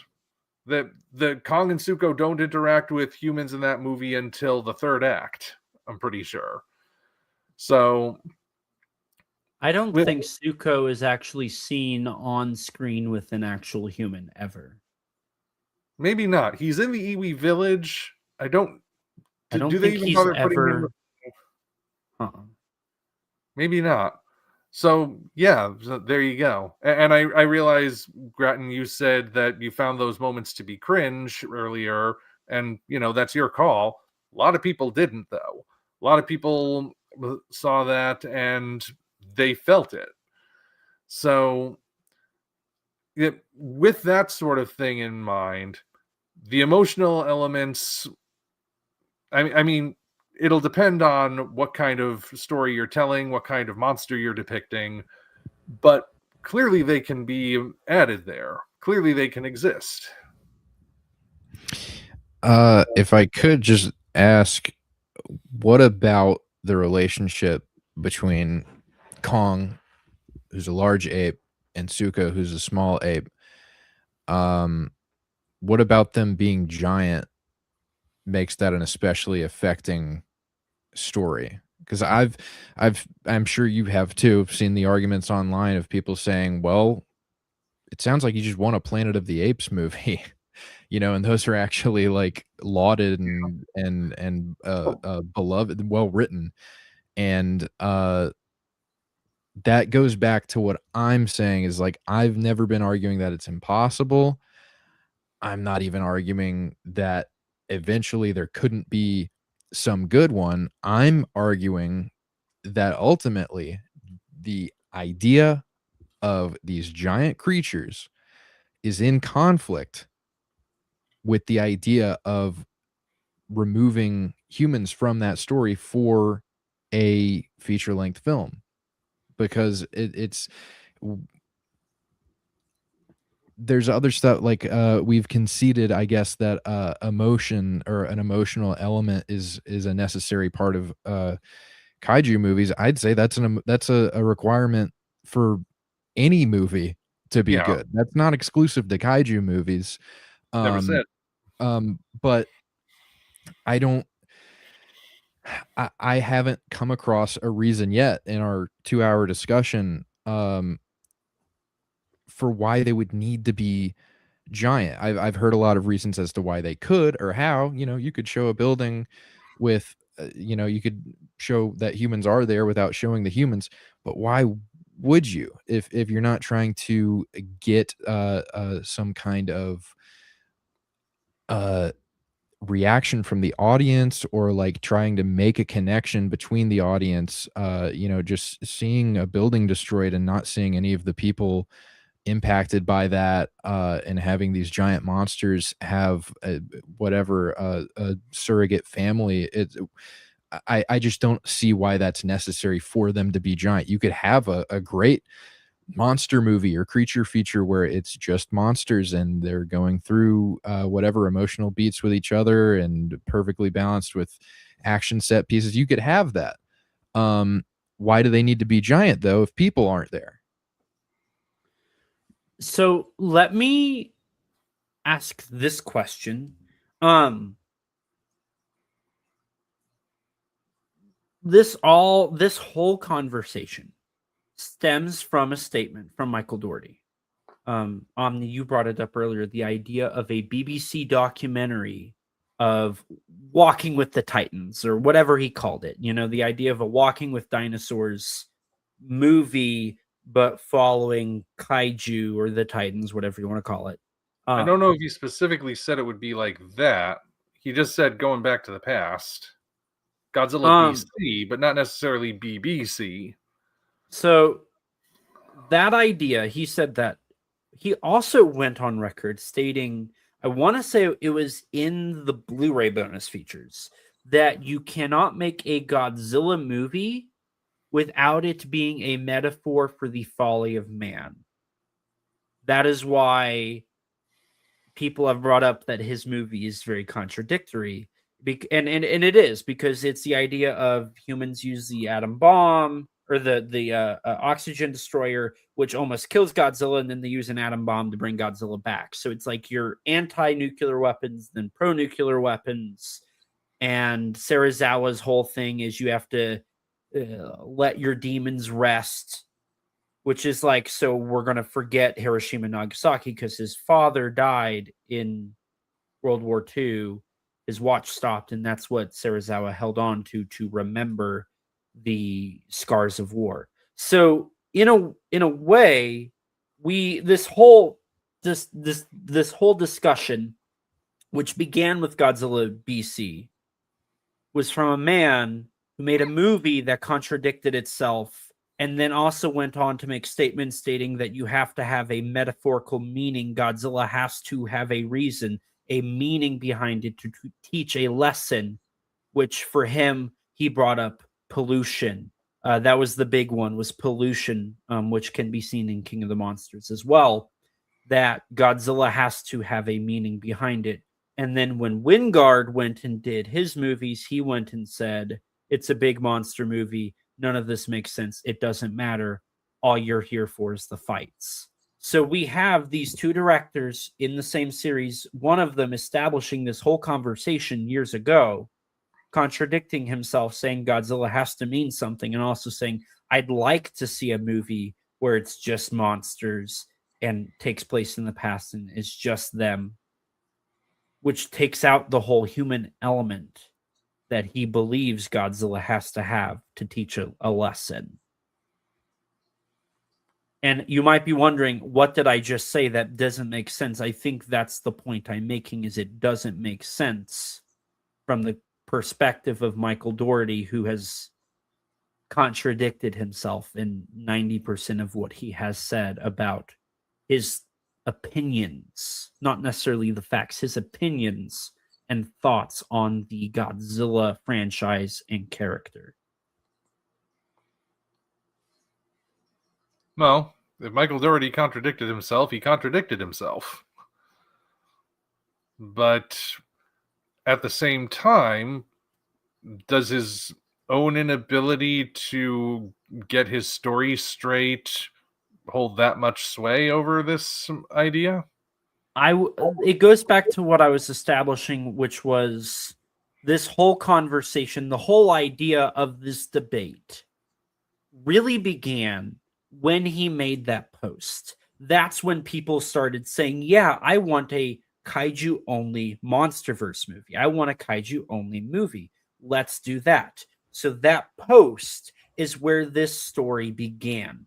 Before that, you didn't have a push, a desire for it nearly as much as you did after that. And after that, that was the inciting incident. That is what led to eventually the post that Up From the Depths retweeted. That is what led to Up From the Depths retweeting and Gratton retweeting, that led to you responding, that led to me responding, that led to this stream. That is the inciting incident. And I think what Gratton, I think we can all agree. I've said it, Omni, you've said it, Gratton, you've said it. It can happen. It is a thing that's almost pretty much happened. It's a thing that does exist in other forms of media. Does that necessarily mean it's good? Oftentimes not so much. But the idea of it itself does require a human element. It appears, based off of the emotional core.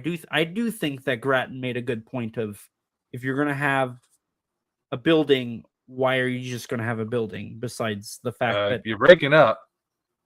You kind of froze. You're still going okay for froze. me. Yeah, Mr. Viewer, you're frozen for me right now. I'm disappearing. Right. Well, if I'm the only one moving, I guess I can declare that I won by default, right?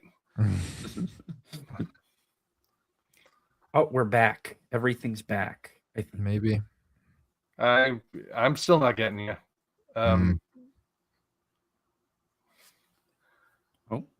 Okay, you're moving now. Seeing everyone move now? Yes. Cool. I don't know what just happened. I declared victory while you guys were out, though. So.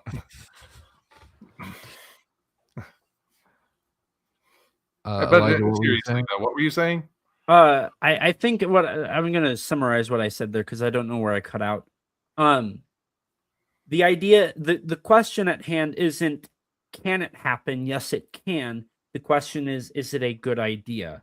And I think that the inciting incident statement, the Godzilla BC point, was already disproven, disregarded, contradicted by the person who said that. And I think that speaks volumes in of itself. And I think it comes down to, yes, you can make it, and perhaps there will be a good one, like Gratton said. But inherently speaking, the odds of it being good are outweighed by the odds of it not being good and it not getting the point of a kaiju movie. I think it's hard for me to resist going after Michael Dougherty because as a creative, I really can't stand a lot of the choices he made, and I think that all comes down to opinion, I guess. But my ideas of what make Godzilla movies great, when they are great, or giant monster movies great, are completely in conflict with his, and so that explains why I've never cared for that idea. But I think if he did open the doors for that discussion, like you're saying he did, I think if anything, it might just speak to like a growing rift uh, in fans of these movies in general, which kind of goes back to my argument. I think Michael Dougherty is one of those people who wants to just skip the human scenes and go to the monster fights. And he ended up making a movie that I think a lot of people now agree has like abysmal characters and sort of emphasizes the importance of an engaging human element. That's integral to what makes a beloved giant monster movie. I think that maybe to some people he proved himself correct, because a lot of people watched his movie and then said, "Wouldn't this be great if there were no humans?" That's not really a compliment to his work, and that the idea of a documentary about Godzilla, or like some look at Godzilla when humans aren't around, coming from him, I would take that more as like a throwaway idea rather than a legitimate consideration for something that could or should be done. I don't know. I think it's a reflection that more and more people want it. I think it's a trend of poorly written human characters, and I think that's the reaction, is that people say, well, if I don't like the human characters, they shouldn't be there, and they're not considering that like this genre at its height, at the very best it could ever possibly work, it's going to require human characters to be there, and it's going to require them to be well written, and it's going to require a lot of hard work of pacing out giant monster scenes to human scenes, and how much should we care about these monsters, and what effects should they have on people's lives. But I think I don't hate this idea inherently because humans aren't in it. I just think it stands in contrast to the moments that make this genre work. So I want to. Oh, go ahead, Omni. Sorry. I'm just, as I was listening to this, I just want to ask this in all sincerity. How much of this is just disagreeing with Michael Dougherty and his self-contradiction? Suppose that he didn't say that, but somebody else said it. Would you still disagree? I'm just curious. I just want to know. Me? Yeah. I would disagree. To prove my point, I didn't know he said that until it was brought up in this discussion. I haven't like had it out for Michael Dougherty. I've every Godzilla movie that comes out, I want to love.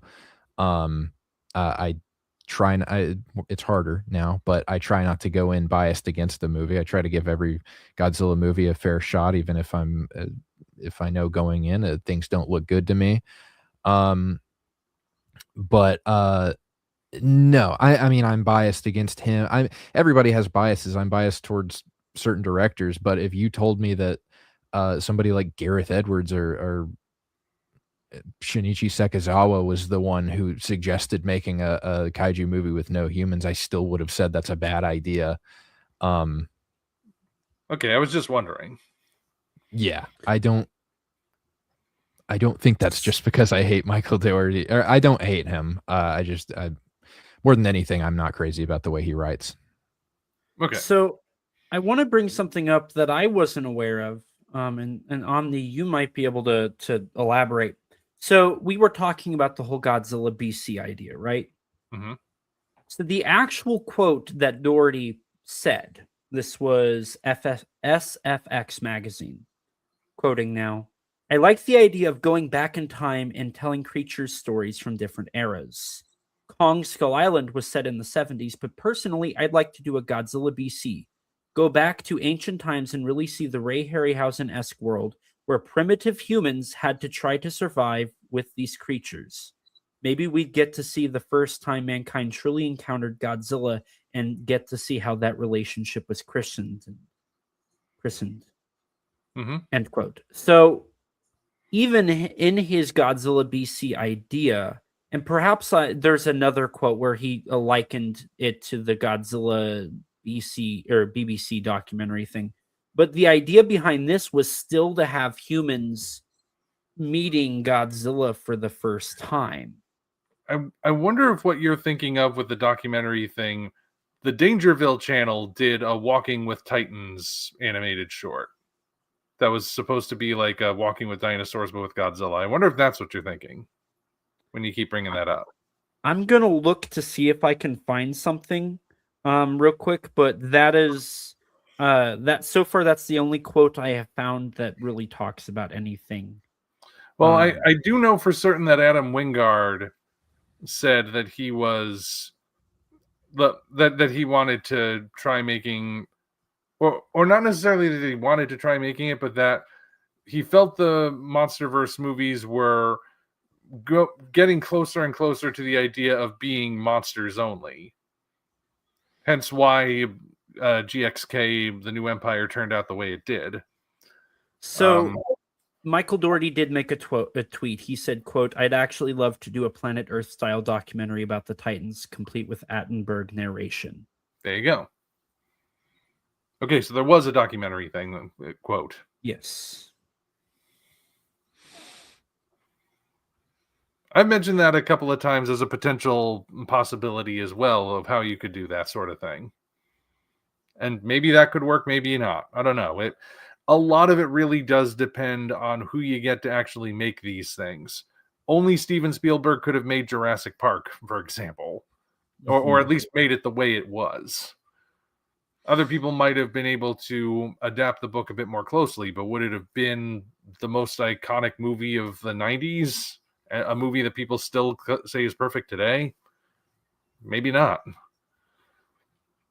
I wouldn't be even opposed to that idea of like a documentary about giant monster movie or about giant monsters in the MonsterVerse or whatever, but I'll stand my ground that would not work for a 90-minute movie. I think that would be like a cool idea for a short or some kind of I don't know, digital exclusive or something. But just movie wise, I don't think that's the direction that we need to go. And that's sort of the sentiment that I see coming from the internet a lot is like, let's go more towards that. Let's do less human, more monster focused. That's where I really have a problem is the mainline films turning into that, and that being I just don't think it would work for a feature-length movie. But an animated show or a short film or like some kind of little I don't know, proof of concept video. I mean that's where most weird ideas thrive anyway. Is in short bursts. Anything weird or unconventional, they seem to thrive in shorter environments. But the 90-minute movie 3-act structure, it needs certain fuel in order to work. And I don't think a 90-minute movie would get that fuel from just an hour and a half of pretend documentary about CGI creatures. But again, that depends on how it was done. I mean, you have a documentary about kaiju. Obviously, the kaiju are going to be in conflict at some point. Conflict happens in nature documentaries all the time. The two bucks clashed for mating rights. The gorilla or chimpanzee wanders into the tribe of another chimpanzee, and the alpha doesn't like that. the dolphin pod encounters a shark that's approaching it, things like that. So you'd obviously still get the action moments. You'd just be getting them in sort of a different way. And mockumentaries are actually a popular genre. There are all kinds of them. So technically, Walking with Dinosaurs is a mockumentary if you want to get right down to it. Right, but those are creatures that existed. Yeah, well, most mockumentaries are about human beings, but the Walking with Dinosaurs is a mockumentary insofar as shooting dinosaurs in the wild. It's based on the real science, based on real creatures, yes, but the way it's shot is like there are occasionally moments where the camera jostles in such a way like the cameraman had to get out of the way before he got stepped on. So right, but those are made to be informative, right? Made to be informative, yes, but they also have plots. They also have dramatic arcs. The one about the Ornithocheirus pterosaur, he is the old alpha male who must get to the breeding grounds in order to find a mate, because if he doesn't, then that's where that's his last chance, and he's on his last legs. So there's this dramatic element to it of, will he make it? And that sort of element is added to even genuine nature documentaries at times. What was it, Meerkat Manor, where they basically were filming real meerkats, but they were playing it up like some sort of Game of Thrones-esque drama or something? Mm-hmm. Does anyone else remember that? So yeah, I know what you're talking about. Yeah, so you have that element. Sometimes people do nature documentaries in a way that they try to spice it up a little. And with a mockumentary can be interesting because you're presenting fictional events, but you're presenting them as if they were real, and you're having these, well, you guys know what mockumentaries are, obviously. Right. So something like that could work. I actually seem to recall, I've never seen it, unfortunately, but the Heisei Gamera trilogy had a mockumentary made to kind of fill in the blanks that were left with the third movie. So yeah, Gamera in 1999. I want to say it was, I don't think they really used, I think they used stock footage, but I think it was mostly just like news reports or something like that to fill it in. It was more of a side thing, like sort of thing you'd find on a special features thing, rather than its own main feature. I do want to bring up one more quote. So it wasn't Wingard. The only thing Wingard has said is that humans don't matter. You're here for the giant monsters fighting. None of this makes any sense. It doesn't matter. Said an official commentary on a Blu-ray disc that will forever be a thing, and he can ligma. Anyways, writer Max Bornstein, who worked on Godzilla 2014, Kong Skull Island, Godzilla King of the Monsters, Godzilla vs. Kong, and I think he was taken off after that, said he was asked if he has ever imagined a Godzilla and Kong movie without any humans, and he said, quote, "I do think it could be done. I was thinking about the same thing. I think it would be amazing, actually." He further stated, "Given the success of Godzilla vs. Kong, I'm kind of hoping in whatever the next phase Legendary decides to do that we would see that. I think it'd be pretty cool. I think it is possible. I think it would be very ambitious. I think ambitious in that Mad Max Fury Road way. I think it's totally possible to do that with the absolute minimum amount of human characters and really characterize the creatures," end quote. So that is the other quote. We basically have three quotes. We have Doherty saying Godzilla BC with humans meeting Godzilla for the first time. We have Max Bornstein's quote there, and then we have Adam Wingard's "None of this makes any sense. It doesn't matter. You're just here for the monsters. It's a dumb fun monster movie," in its commentary. He also said something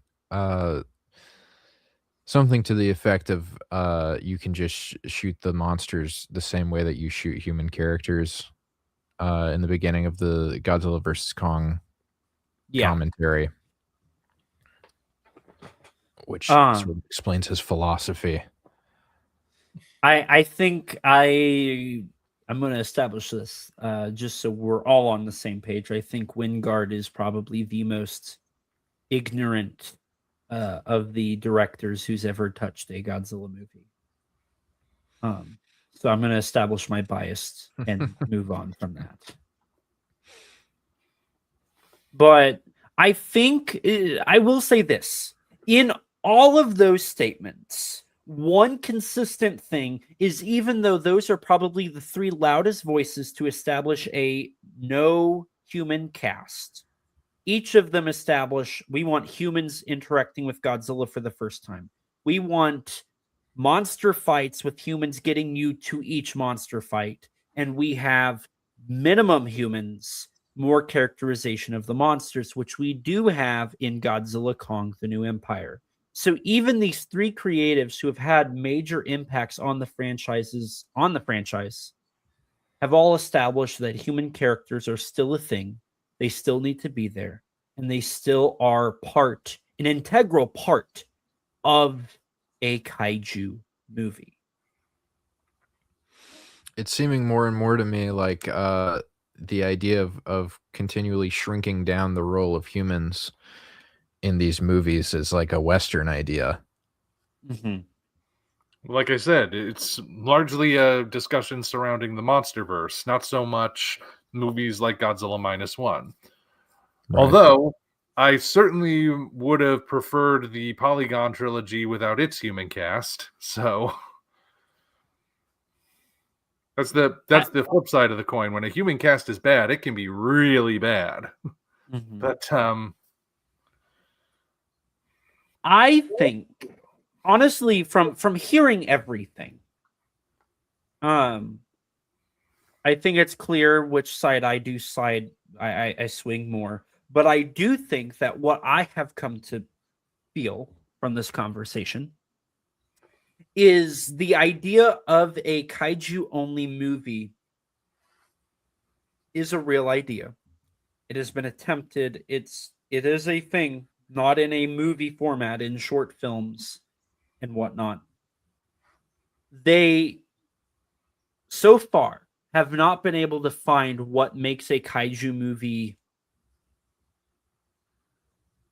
impacting.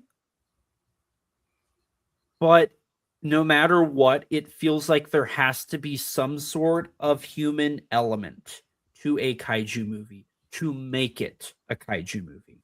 I'm not saying that this is 100%. This is just kind of what I've heard from those quotes that we've pulled, what we've been discussing, what we've talked about.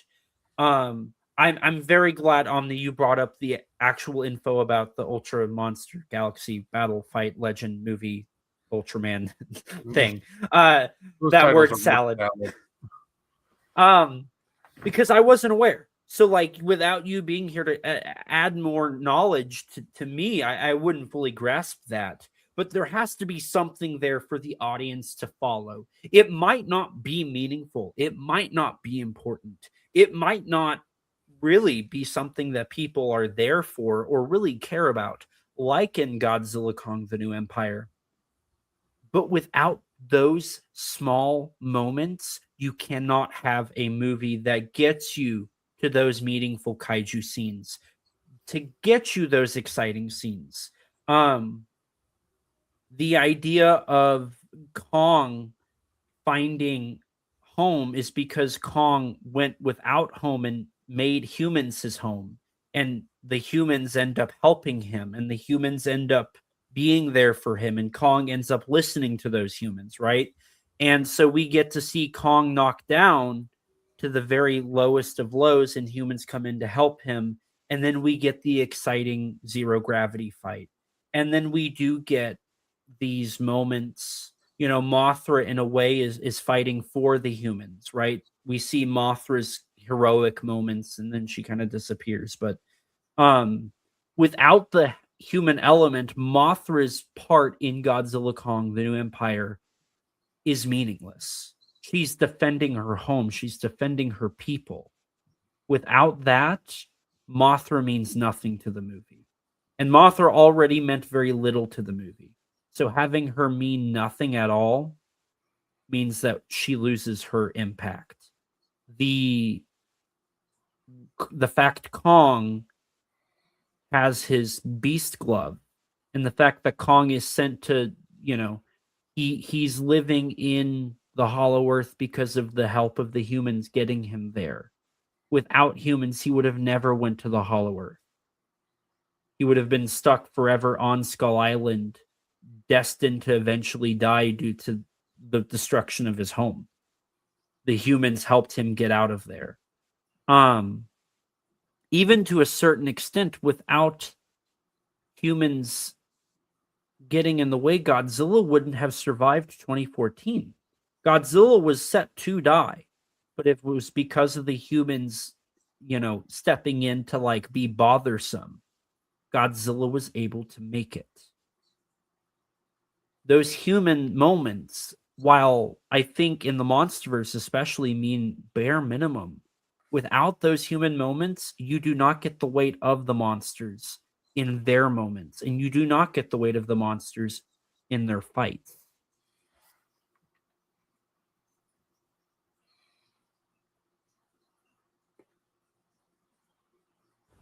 Yeah.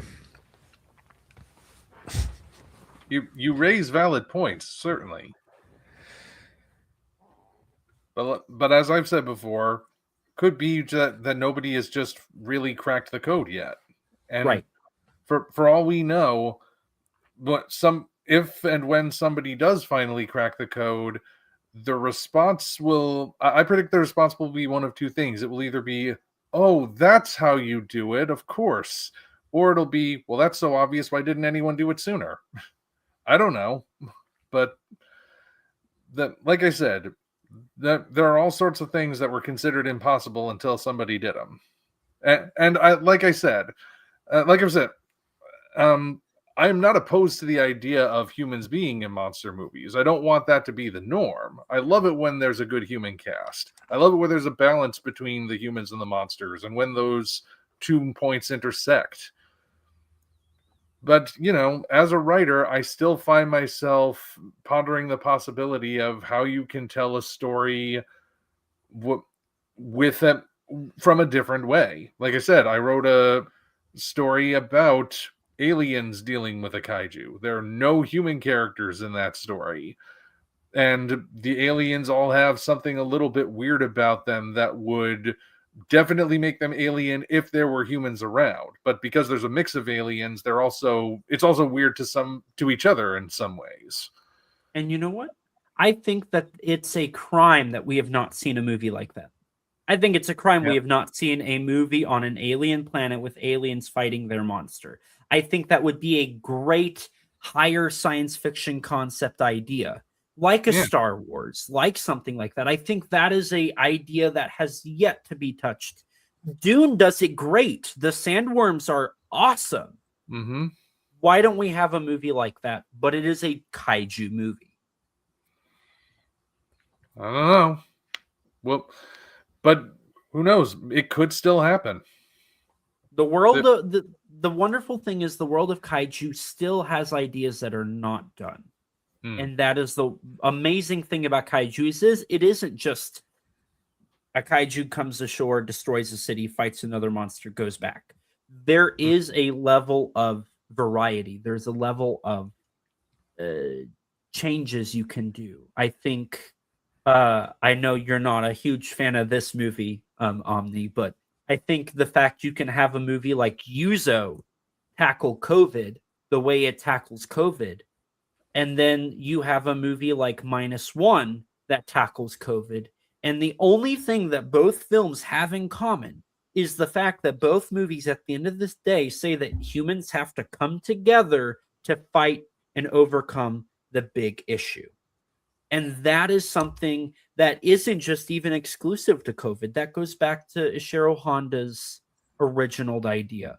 And I think that is something that makes it so universal, is you can have same metaphors, same meanings, same ideas, but tackling different ideas. Mm-hmm. If we're waiting for somebody to crack the code, maybe somebody could crack the code and write a solid MonsterVerse movie. Could also, you know, that's the rarity I'm waiting on. I'm biased towards one movie, but there's still yet to be a MonsterVerse movie that's like universally loved. I feel like, I think the closest we got, I guess, is, I don't know. It changes all the time, I guess. Sometimes I hear Kong Skull Island. Sometimes I hear King of the Monsters. Kong Skull Island is the one I hear come up the most as the best. Mm-hmm.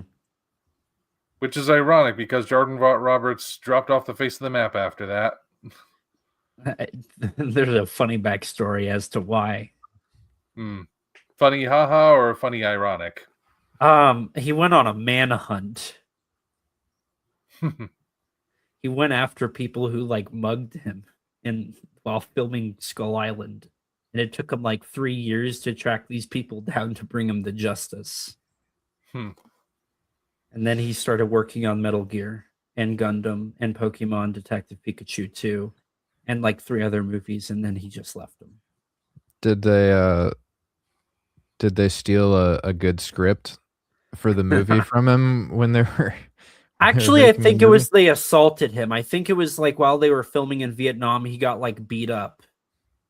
And so he went and hired like a reporter to follow him and like document the manhunt until he found them and brought him to justice. I'm not Maybe even that's why he got up. so mad at CinemaSins. Yep. The wounds were still fresh. Now, where the heck is the movie about that? Well, he also apparently sexually assaulted a female on a film, so I think there's also a level of nobody wants to talk to him. Maybe we don't want to make a movie about that one. Yeah. And I can't believe I said maybe. No, we don't want to make a movie about that one. Oh, Jordan.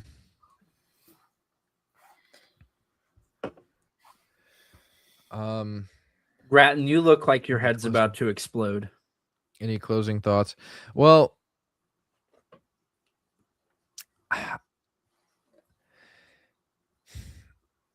I think to round out my argument, I think we can concede that technically, on a technical level, it would be possible to make a good giant monster movie without human characters. Although it may be a statistical improbability. But I think even at its best, I think it's going to be outclassed by the quality of giant monster movies that are able to craft a nuanced balance between humans and monsters rather than just forfeiting one and trying to go all in on the other. And I've tried to illustrate my points as best as possible, and those people who have listened to the podcast in the past will know will be very familiar with my take on this topic. But I think to make an effective giant monster movie, I'll say it again, you need a good human perspective. And that might even extend as far as if you're making a giant monster movie set, you know, in the far future where humans don't exist, or in the past before humans existed. I think you could argue the human perspective is just the fact that we were there at some point. You need something like that for a story about these creatures to mean anything. The sort of temporal element that's been part of the genre since its inception, of the fact that these creatures are connected to a past that we weren't around for, that's more evidence of that human connection is necessary. We're fascinated by things that predate us, but without, this clash, of past with the modern day. I think that the genre loses all meaning. I think we need perspective.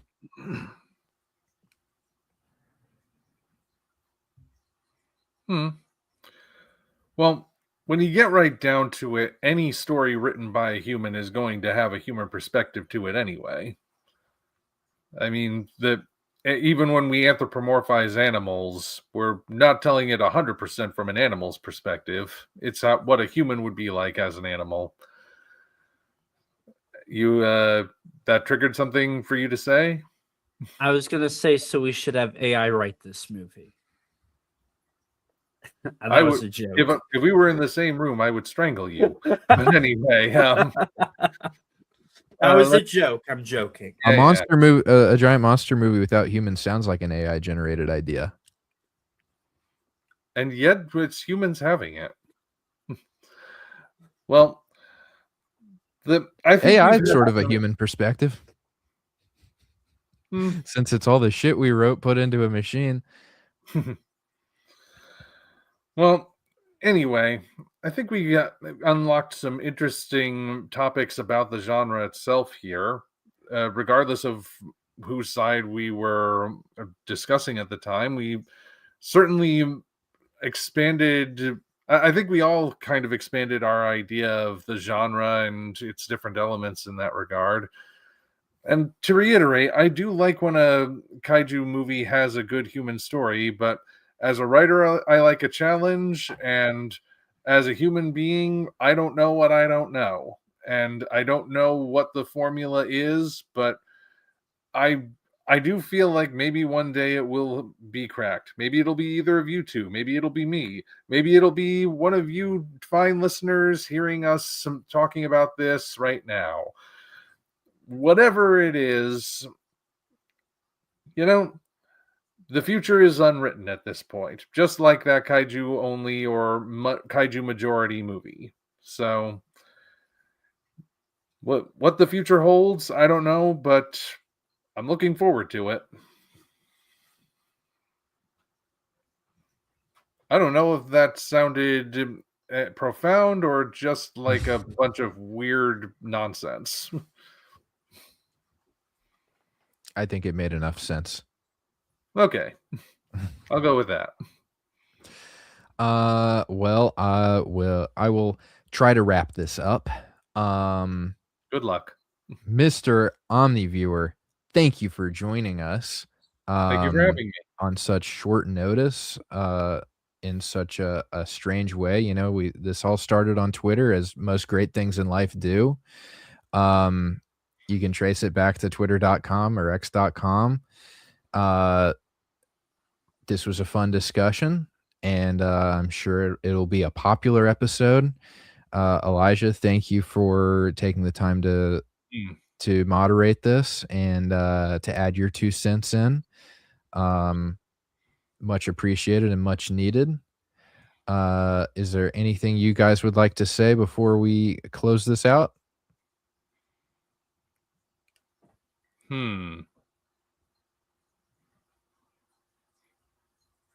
Well, I would just like to say that, again, I was grateful to be on board.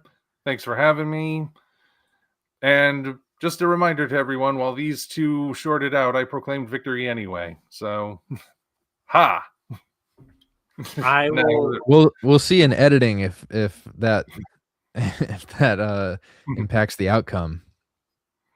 I will just say that Omni, it's once again wonderful to be on a live stream with you to fight against an opinion. I think that this continuous crossover of us being on streams to fight over opinions is really, I can't wait for the third in this trilogy, whatever that may be. We'll find out. And Gratton, it is always a pleasure to be now, I think, officially the most reoccurring guest on the Right behind Matthew Fields. right behind Matthew Fields on the most listened to podcasts in the country. Mm-hmm. Here's to many more, guys. All right. Everybody at home, have a good evening. There we go.